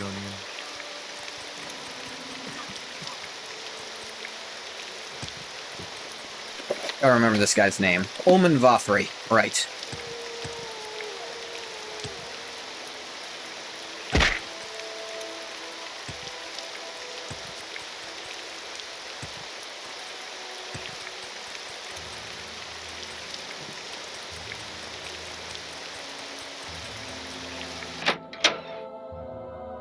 Morrowind is by and large not really a case of that, because the colonized people are still living there in the majority. Yeah. But I do think, like, okay. I think Ungoth is going to take a long look at his own hypocrisy to some extent. He doesn't agree with the law, so he's not going to help them implement it. That is, at the baseline, something he's not going to do.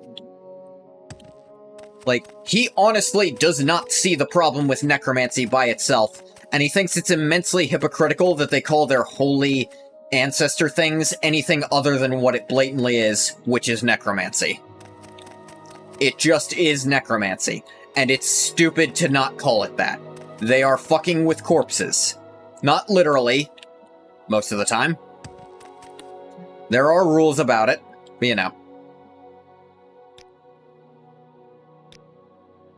Alright, let's talk here. About your daughter. I have a daughter in Cyrodiil.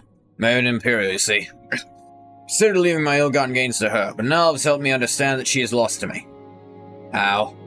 There's a bit of sanctimony in Ungoth that he has little respect for the values of the people or culture, even though it doesn't really bother him like necromancy. Somewhat. Now, I don't know if it's sanctimony. Because here's the thing, if they don't want to do it, if they don't want to do those things because they think it's wrong, okay. But if they want to force other people to not do those things, that's when it changes. Slavery is one thing. He has a strong personal aversion to that, so there's no way he could respect the law which enshrines it. Absolutely. But you want to go more into his necromancy. I can definitely see that. Here's the thing. He's not a practitioner himself, but he really doesn't see the problem with it. So he doesn't necessarily agree with making it a rule, and like, if these people don't want to do that, then they don't have to do it. He's not going to make them be necromancers. Like, necromancy and not... Slavery is different from necromancy, because necromancy and not doing necromancy... Ban on necromancy doesn't really offend him. He just thinks it's stupid to ban it, because he doesn't get why others dislike it. Yeah, some extent, I suppose. I suppose that's him taking an actual stance, to some extent. Like, no interest in learning why? It's not that he's not interested in learning why, it's that the whys they've given him don't add up.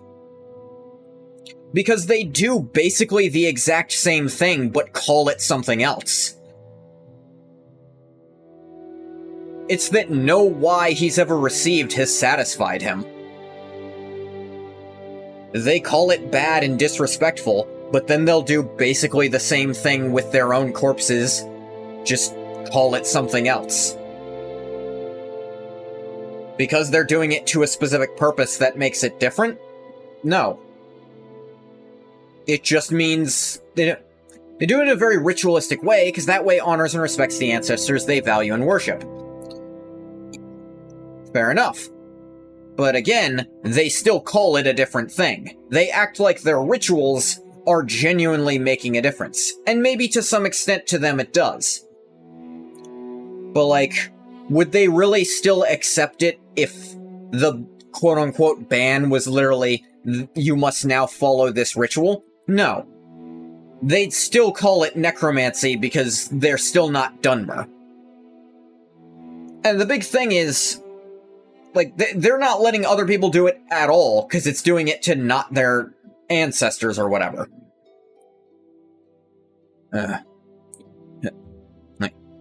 Surely her Imperial has corrupted her with their lust for fortune. He's right, of course, and the temple can do a lot of good with my money. Sometimes I can't help but worry for my daughter, and that's why I need that cure for greed. Can't face my ancestors like this. Practice in a very specific way, because they believe that way is respectful to spirits. Believe the necromancy outside these very strict practices would be an affront, even an attack on the spirits they worship. Yes. But the problem is, that's never how they've explained it to Ungoth. It's always been, necromancy is an affront to our ancestors. And then he goes to any of their ancestral tombs and sees what can only be described as necromancy. Because to them, the difference is so obvious they don't need to explain it. But to Ungoth, the difference is literally nothing. Law against necromancy is to protect the spirits. Yes, I'm sure that's how they'd explain it. This is why Ungoth isn't really interested. Yes, because he genuinely doesn't see the difference. And when they if they tried to explain the difference, which none of them have, that's the thing. No one has ever tried to actually explain the difference. They just think it should be self-obvious. He doesn't care to think about why they are like that. It's not that he doesn't care, it's that they don't actually ever try to explain it. Like, the ones who try to explain it do so only belittling what they don't see, or what they see as outside their way. Could they convince Ungoth of their ways? Maybe not. Ungoth is a guest in their land. Yes, and he has never practiced necromancy. He has never once broken that necromancy rule. He has followed that law to the letter. Hell, he's even performed some ancestral rites himself by their rules. Now, I suppose in Old Ebonheart he did let a guy practice necromancy with him, because again, he doesn't see the issue. Do not respect their values implicitly or try to understand them unless it's outright explained to him in a way that satisfies him. I don't know. I think for any cultural thing, there has to be some explanation. I think, genuinely, tradition is pure pressure from dead people. It's just that in Morrowind, the dead people can actually talk to you.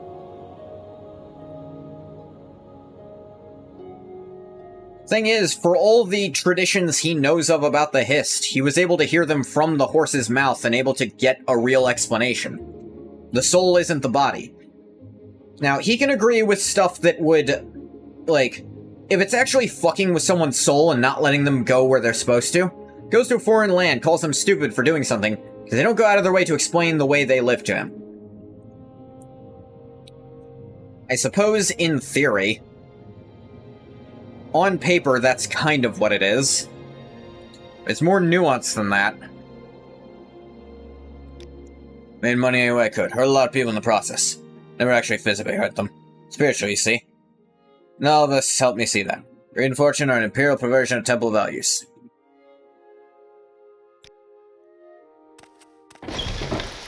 He goes to a foreign land and is instantly called a slur.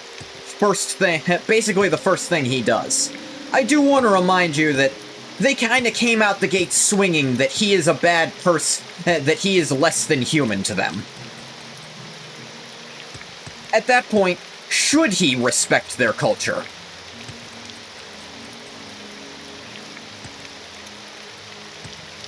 I think, to some extent, he shouldn't have to. When they blatantly call him slurs to his face when he's walking down the street doing not a damn thing. Or outright helping them. And they stop if he's saved their lives sometimes. Again, that's a big thing. He still came here and saved their lives. There's plenty of people who still fucking hate him for no reason. You still gotta remember, he was met here with hostility. He tried to fight his own hostility. He tried to understand. He doesn't believe the necromancy thing should be banned, because at the end of the day, he doesn't agree with it. He was willing to learn it, but again, the ugliest aspects of their culture still showed themselves to him. And he's just gonna relapse at that. He's going to relapse into not loving that culture. He's going back to hating it. I'm sorry. Should he? Maybe not, but, you know. A culture that is this blatantly hostile to him, when even after, like, sure, he was able to see a lot of the good of their temple, and to that extent, he wants to reform it. I don't know. Neither side ever really engaged. He tried to engage honestly with the temple, and to some extent, the temple did try to engage honestly with him. But at the end of the day, he's too different from their culture to really respect it. He is still, by the nature of his birth, he is less than a person to a lot of them. Because he's an Argonian, he should be a slave. That is something that so many Dunmer would agree with without question. Does he owe them that? I don't think he owes that culture respect, even after he tried to respect it so much.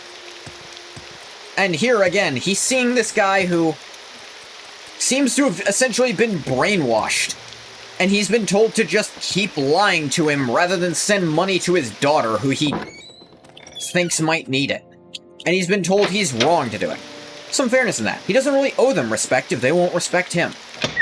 The only way people started respecting him was after he did literally the impossible. By killing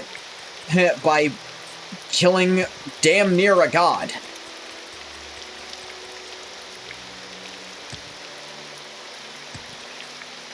He thinks there's good in this culture now that he's let himself see it. And maybe he doesn't hate it the way he hated it before. I think this culture needs to adapt. Culture changes. It does. I think anyone who tries to say culture is this rigid, stagnant thing doesn't understand it, and is trying very, very hard to not understand it. And I'm sure if the day ever comes that we go to Blackmarsh with Ungath, he's gonna see the ugly side of Blackmarsh, of the Hist.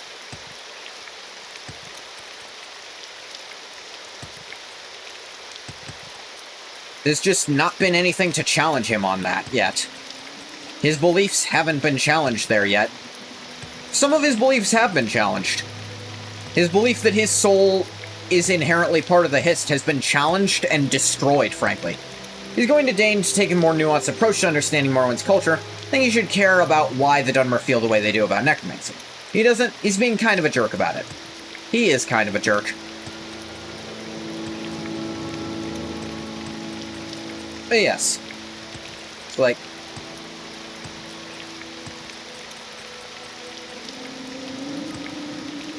Yes, a lot of the negative feelings did sort of just resurface after that slave incident, and maybe he reacted too viscerally to it. I think he has a fair justification to just dismiss it, because if they won't understand him, why should he try to understand them?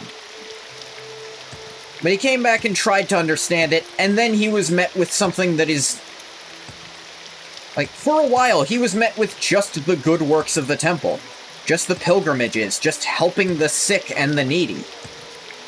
And he was able to engage with that honestly. And hell, he tried to engage with slavery to that extent, but it left such a bad taste in his mouth that when they bring up the other aspect, he really can't understand. He wants to try and engage, he shouldn't just give up halfway and say it's all stupid. You're not wrong.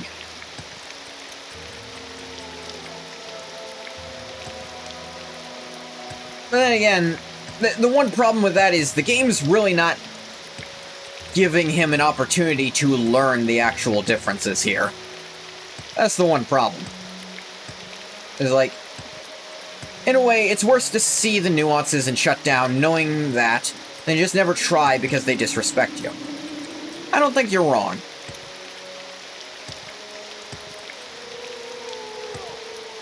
The way I see it, Ungath's head. He thought he was being too harsh, and tried to engage with it from a more nuanced perspective. Hell, he softened his opinion on the tribunal a great bit, and he still holds that much softened opinion. He runs into necromancy, and it's like... They just call it heretical. They really didn't give him a justification he could understand. So he doesn't really want to. But maybe he can take a step outside of himself and say, maybe I don't want to change... Maybe because I don't agree with that rule, that it should be banned outside of doing it in exactly this way, I still don't want to change that rule, but maybe I can look at it and say, maybe they have a good reason, and I can try to figure out that reason. If they won't tell me, maybe they have some writing on it. I don't think it's too much to ask that Ungath should try to understand it just by thinking about it. And I think you're right there. I think Ungath does need to take a step outside of himself for a minute. It's like, let's say, hypothetically, he's been able to ask around some to more understand necromancy. The game doesn't really let you understand it like this. Like, it doesn't give him the opportunity. Knows the Dunmer worship their ancestors. Knows the Dunmer hate necromancy. Okay. Like, let's say why not put those facts together? On the surface, it just sounds like they're hypocrites, because they'll use necromancy anyway. But if let's say he's able to find someone who, to at least some extent, explains what they believe the difference is. Even if it's through a very biased view. Because the game really just doesn't let you do that, is where the problem herein lies. So I'm gonna insert a little bit here to have him do it. They believe that when speaking to the spirits, and when animating their bodies, you must take very specific actions about it. You must have very specific rules about it. That in and of itself, So, where are you from? Ungoth can't really object to. If he will be honest, he can't object to there being rules about raising the dead. There's gotta be rules about damn near everything. You shouldn't be able to raise the dead of someone, just break into someone's house and raise the dead. That's just, or break into someone else's tomb and raise their corpses. That's literally stealing a corpse. There's already rules about that. Okay. You shouldn't be able to just... Like, what... The problem is, he has to find some nuance, because... A reminder, Ungoth can't just guess what the reason is. He can try. He can really try. At the base level, he can understand they think there should be rules of engagement for necromancy. He doesn't agree with them calling it not necromancy if you follow those rules, but again, that's just making necromancy a boogeyman. He can at least step outside himself and engage around that. Alright.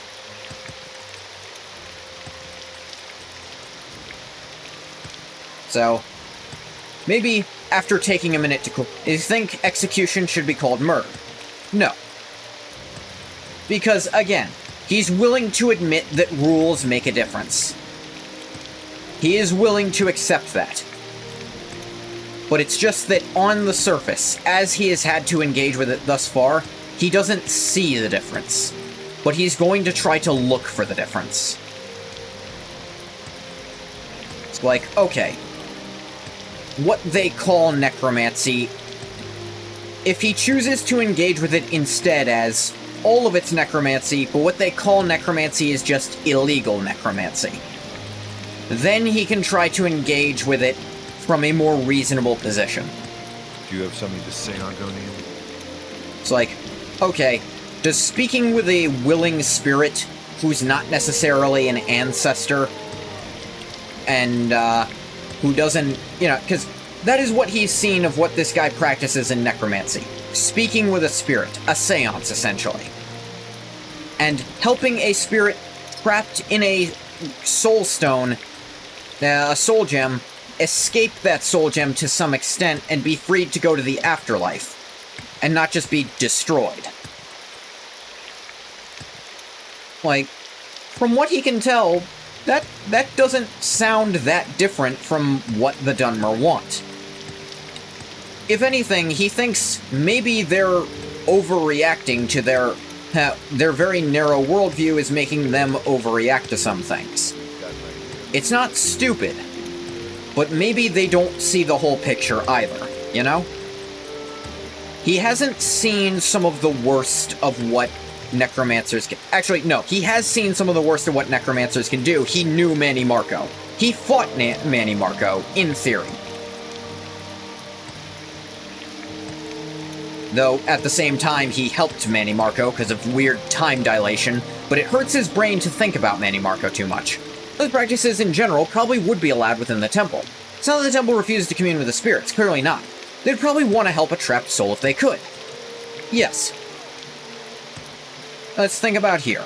Raising some random corpse to just do menial labor. Well, if anything, isn't that even less objectionable than slavery? It's hard. The slavery part he really can't engage with in any nuanced way. It's slavery that targets his own people very specifically. But like, yeah. They believe that to do so incorrectly would cause immense maddening pain to the spirits. So such things should never be practiced outside the strict rules and regulations of the temple. Alright. Can't blame him for the slavery. There isn't much excuse for it. Like, yeah. So it's like, he's trying to look at, alright, this guy didn't do any damage, but maybe, just maybe, there's other people who do this, and they do it wrong, and they hurt people by doing it. Alright. Then he'll accept there should be rules about how you have to do it. But he doesn't necessarily think the tribunal, the temple teachings are correct about what those rules should be. But again, it is their country, to a large extent.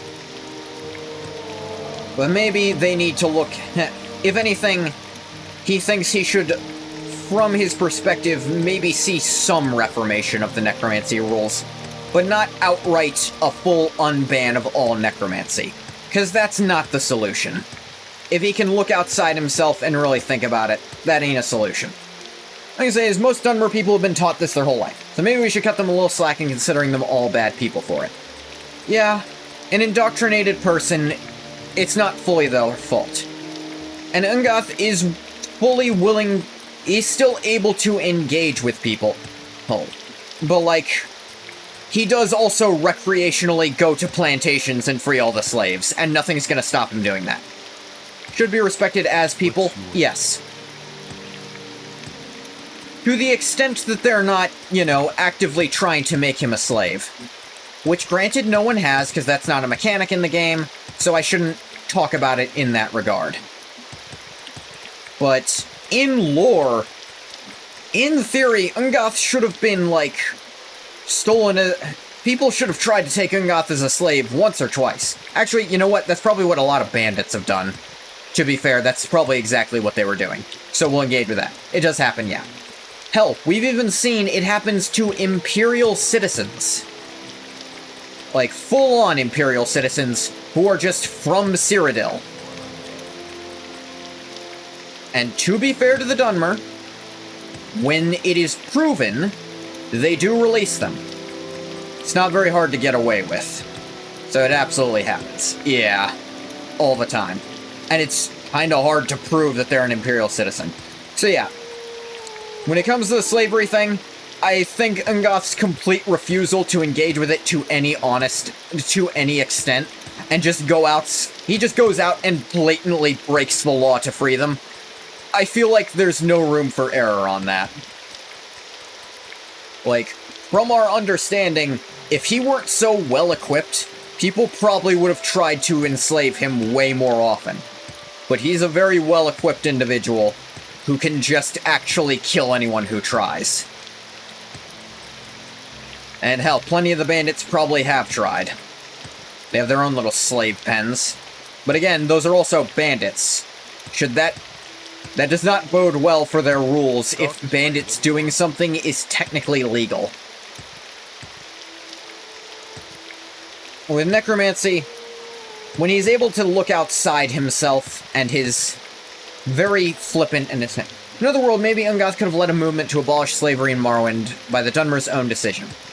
Yeah, but again, that would also, to some extent, require Ungoth to stay in Morrowind a long time, which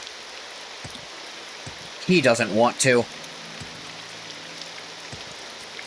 He does like the rain. He likes how often it actually rains in a lot of places here. But when it comes to the ash storms on Vardenfell, nah, not fun. He's happy to be away from those.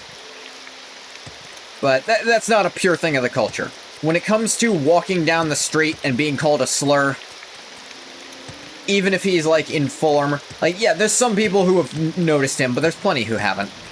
Even the way slavery is abolished in Morrowind is somewhat tainted by the colonizer-colony struggle. His Helseth is basically a force of the Empire, not of Morrowind. Yeah. In another world, in another life, Ungoth maybe could have brought some real change about. But he is again called by his own purpose, the culture he follows. And he can't stay. He really just can't stay forever. Manipulation of dress is hard to call a true act of self-determination on Morrowind's behalf. Yeah. They have to accept the sort of unhappy reality that a good thing happened in a bad way.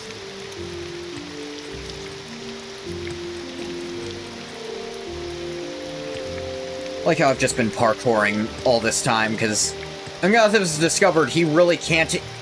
Like, this guy he was sent to help, he actually fully believes that this guy should be allowed to send his money to his daughter. But this... He's actually starting to think this guy, this temple person who sent him out here, is just in it for the money, and he doesn't want to... He's been tricked too many times by that kind of thing. The Fighters Guild tried to send him out to kill people who didn't deserve... Hell, they probably did a bunch of times. And he's growing wise to that. He's not just gonna do whatever these people say because they say it. Slavery ended, but not because the people generally cared about them, felt slavery was an abomination. Yeah. It wasn't because the culture shifted, it was because someone said so. Someone with power who could make it happen made it happen.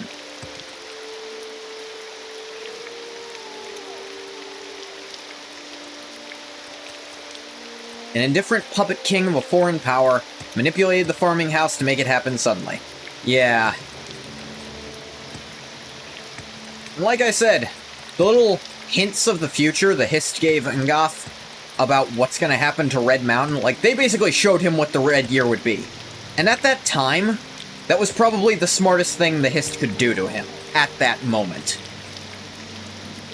I don't think the Hist knew he was gonna have this crisis here, because, again, it can't quite see his future so well. And he's starting to see why, because maybe his soul isn't what the Hist led him to believe it is. Theories Helseth must have appealed to the lowest class of dress, saying they could get jobs if slavery was abolished. Ain't true. That would be the easiest way to do it, frankly. Like, what, you think all those slaves should have the jobs you should have? Like, basically turning the racism on itself. I can see that being very effective.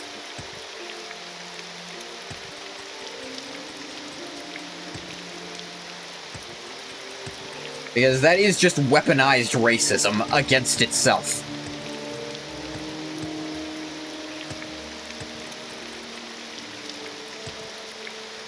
Yeah, Ungoth is just running into...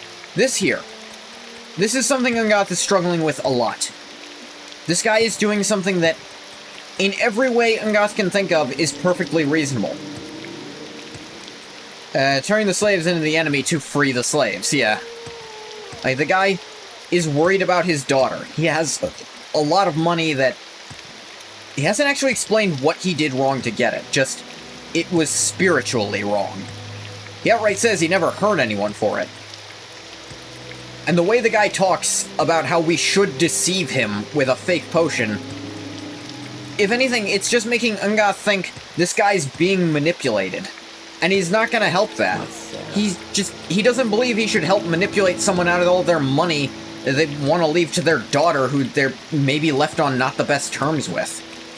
Because they still ultimately worry about their daughter. And who the guy's trying to convince, like... And maybe part of that is this hitting a little close to home with some... with me. If I step outside myself, some of this is hitting a little close to home because I'm dealing with some inheritance stuff right now.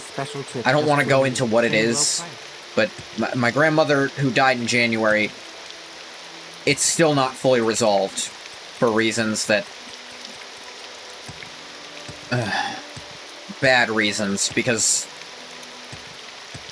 I and she trusted someone it turns out we shouldn't have to be in charge of it. And maybe it will have been resolved soon, but it's reminding me a little too much of this situation. Where a guy thinks he's going to die soon, and where his inheritance goes is on his mind.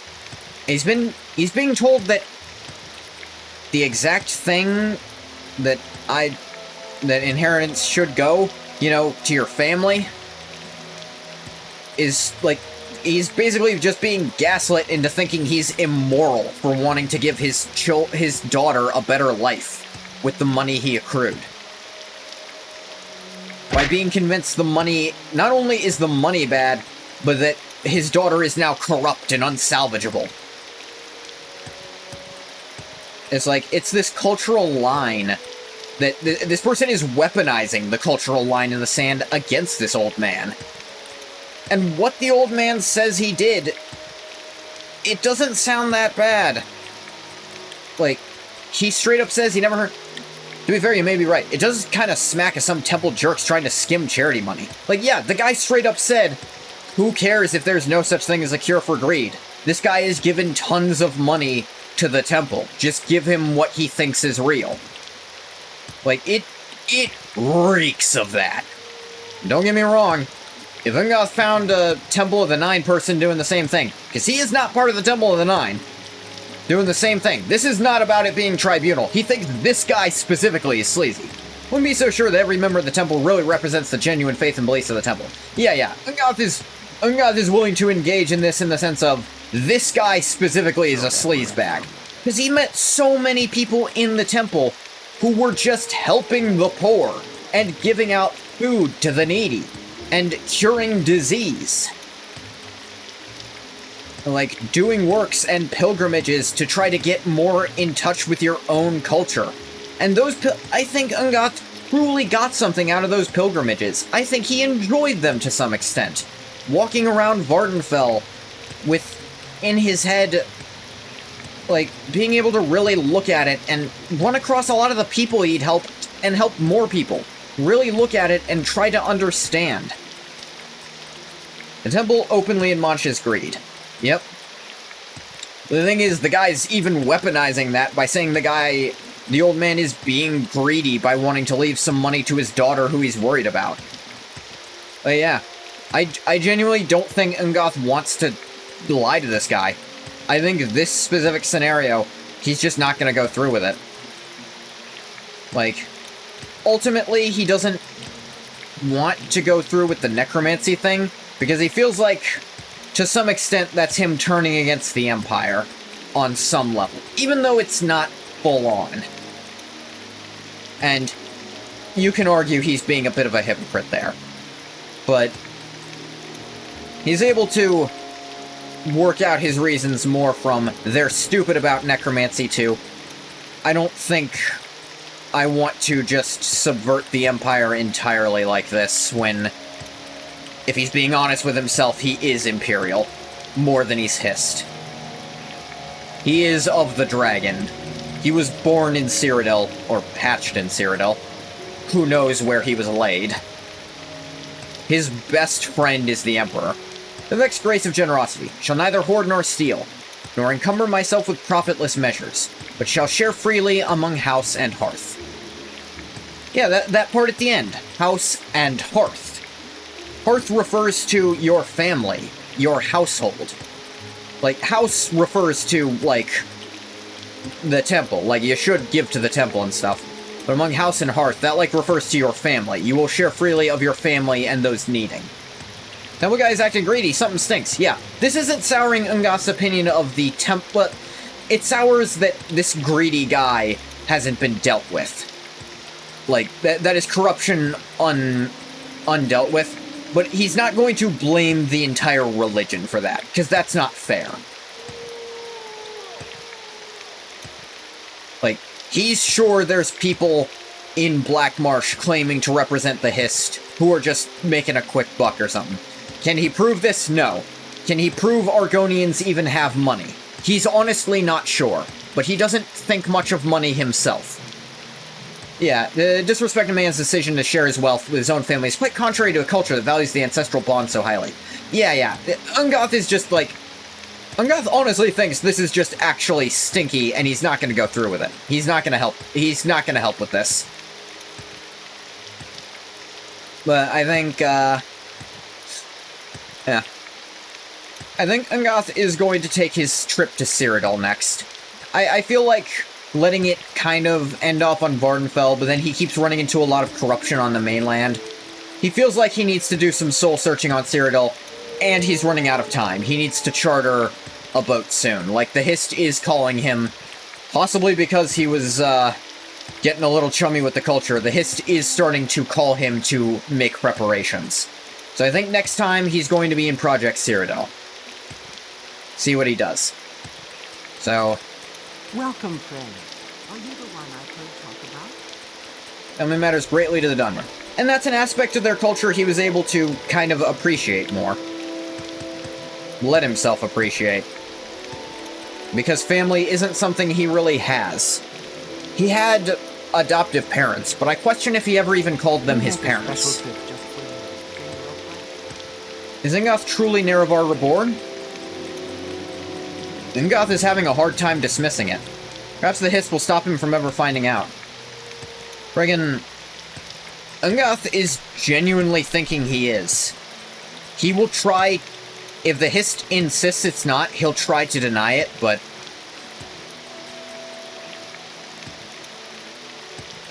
That's gonna be hard for him.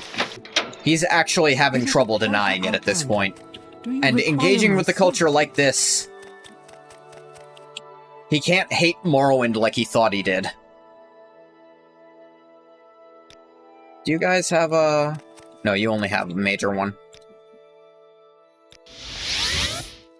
Well, I'd be happy to talk. here's a My fine pleasure, one. Really. Speak with honor, pleasure. to be Please, sure. go ahead. I'm all ears. Gonna head off to Balmora.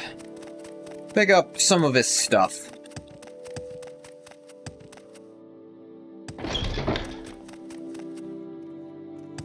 And prepare for the trip home. Though, he gets the feeling there's something off in Cyrodiil. What exactly? He can't be sure.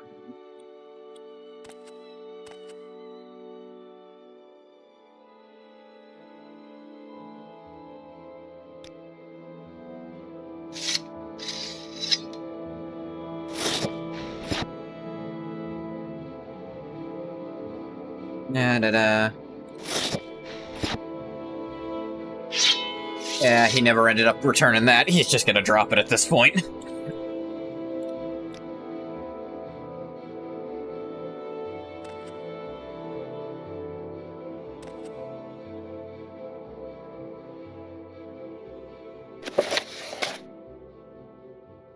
Will not fit. Of course not.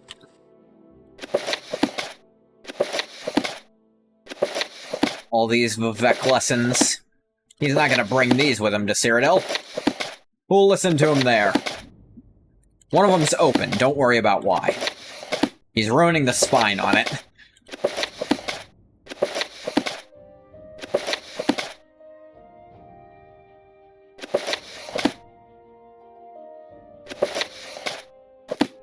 It's really just that books are heavy as shit, is why he's doing this at this point.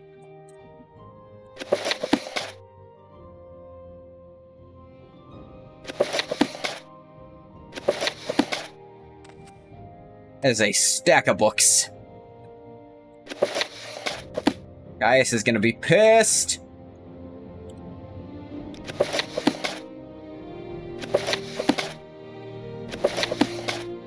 Is Ingoth much of a reader? He's read all of these. He's very interested in reading, but a lot of the time he will skim. He doesn't really have the attention span for some of the bigger stuff, but stuff that actually... Here's the thing, he reads tons of skill books, so in lore, if something has, like, applicable skills to him, he'll read it. He just will.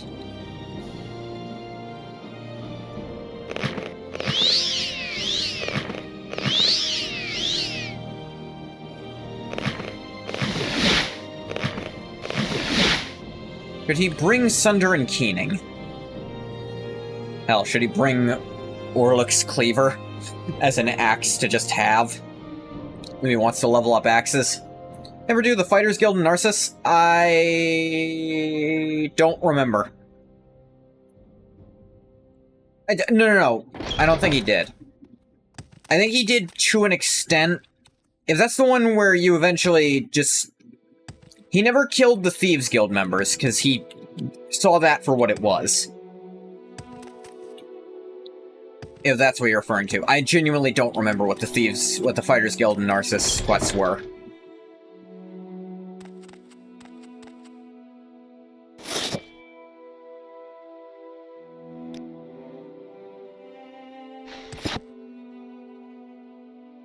Ah. Good memories. A lot of good memories. A lot of terrible memories, too. I killed a lot of people. Some of them probably didn't deserve it, the more I think about it.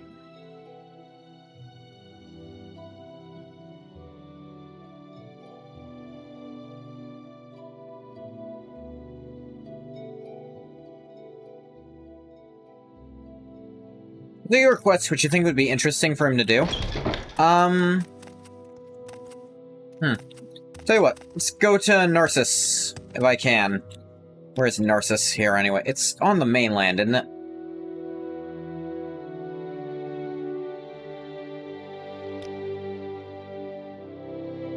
I got time, I don't mind going a little over. He's kind of just engaging more as a warrior again. Though he will have to abandon all this stuff in Tamriel when he leaves, inevitably. And then a lot of it will wind up in Skyrim somehow. Not gonna question that, except that I will. How?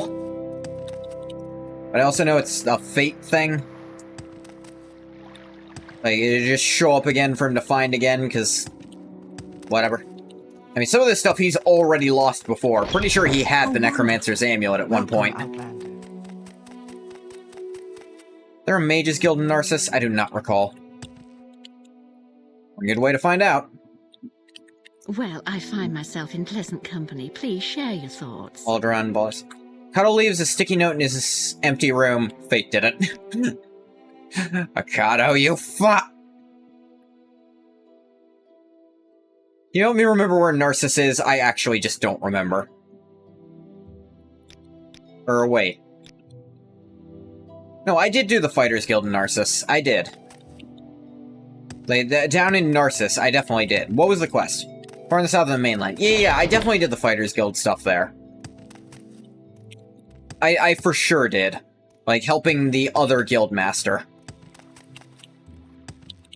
Learning about how the Fighters Guild of that area especially came from what was basically the Morrowind equivalent to it, the Something Tong.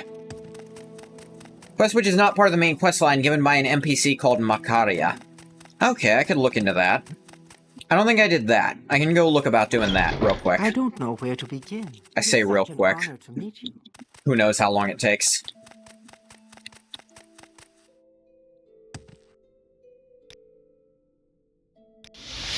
With pleasure. To be able to get there. Go ahead. Greetings to you. A pleasure to meet you.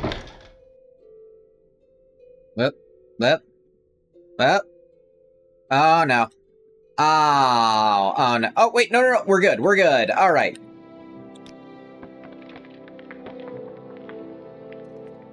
Terrifying. Game almost crashed there.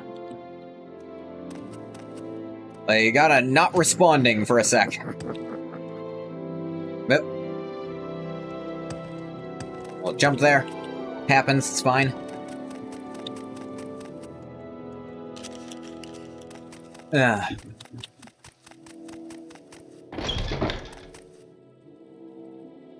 Get down from there. We share the same company. What can I do for you? That get wet. You seem like you have Looking for this Marsia person. Are you Makaria, I mean. feel as though I should know you.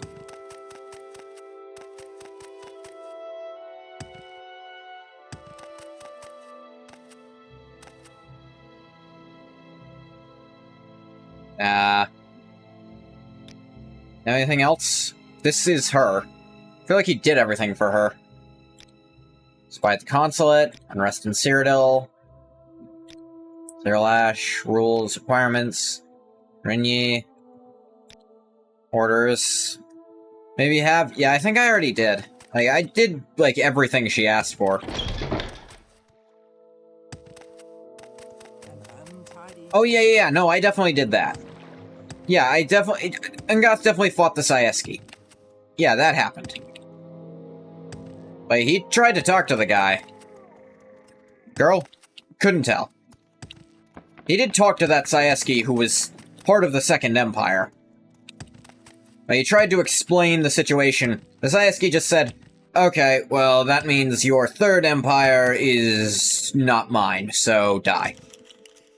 So I gotta reclaim it for the Second. It's like, or something to that effect. Like, they fought, and Goth won. Yeah, no, I did the Zayeski thing. Alright. Good talk, team.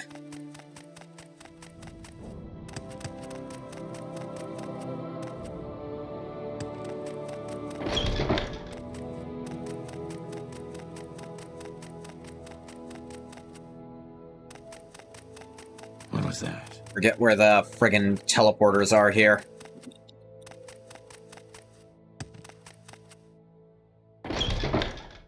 Not in commons. Nope, that's outside.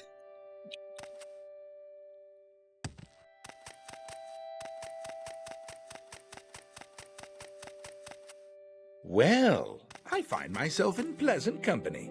Please. Yeah, I'm gonna try to find the way out of here. Was it in the commons?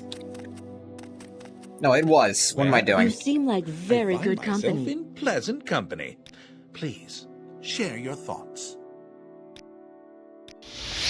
You seem like very good Alright. company. I genuinely don't know. Actually, I think Vivek is as close as we're probably going to be to the entrance to Project Cyrodiil. I think it's... How would I get to Project Cyrodiil? I just want to end near there. Or I can look it up anyways later. I'd like to end near there so Ngoth can just go right away. I think there's some... Usually they put it outside Vivek, to my knowledge. But, like, entrances to new places. Old Ebonheart? Do you mean regular Ebonheart? Because from Old Ebonheart wouldn't make...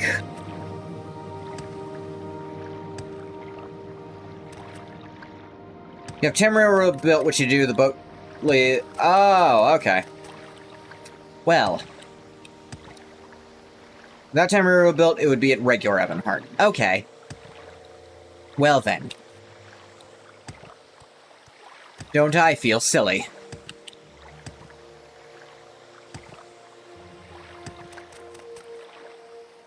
Little integration they have. Fair enough, fair enough.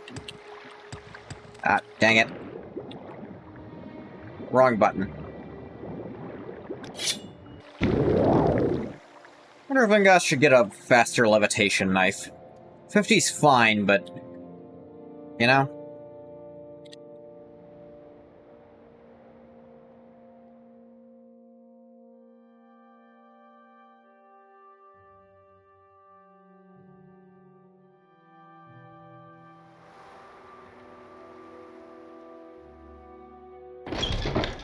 That's Wasteworks. Leg. Alright, back on the ground.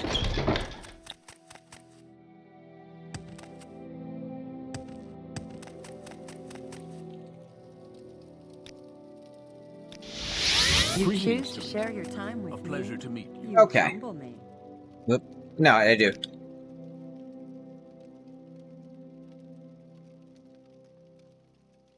Off to Cyrodiil. That's gonna do it for this one. Fortify speed is more cost efficient than raising the magnitude of levitate. Fair point. Anyway, I'm gonna stop the recording for YouTube here. This is gonna do it for our little reprise. I know a lot of this was just spent me discussing Ngoth's character, but I like doing that, so... Wait till I cost multiplier? Fair enough. So maybe I could get something with levitate and fortify speed on it. Anyway, stop the recording for YouTube here. Thank you so much for coming to the game. If you didn't come, you don't get a thank you. Blah blah.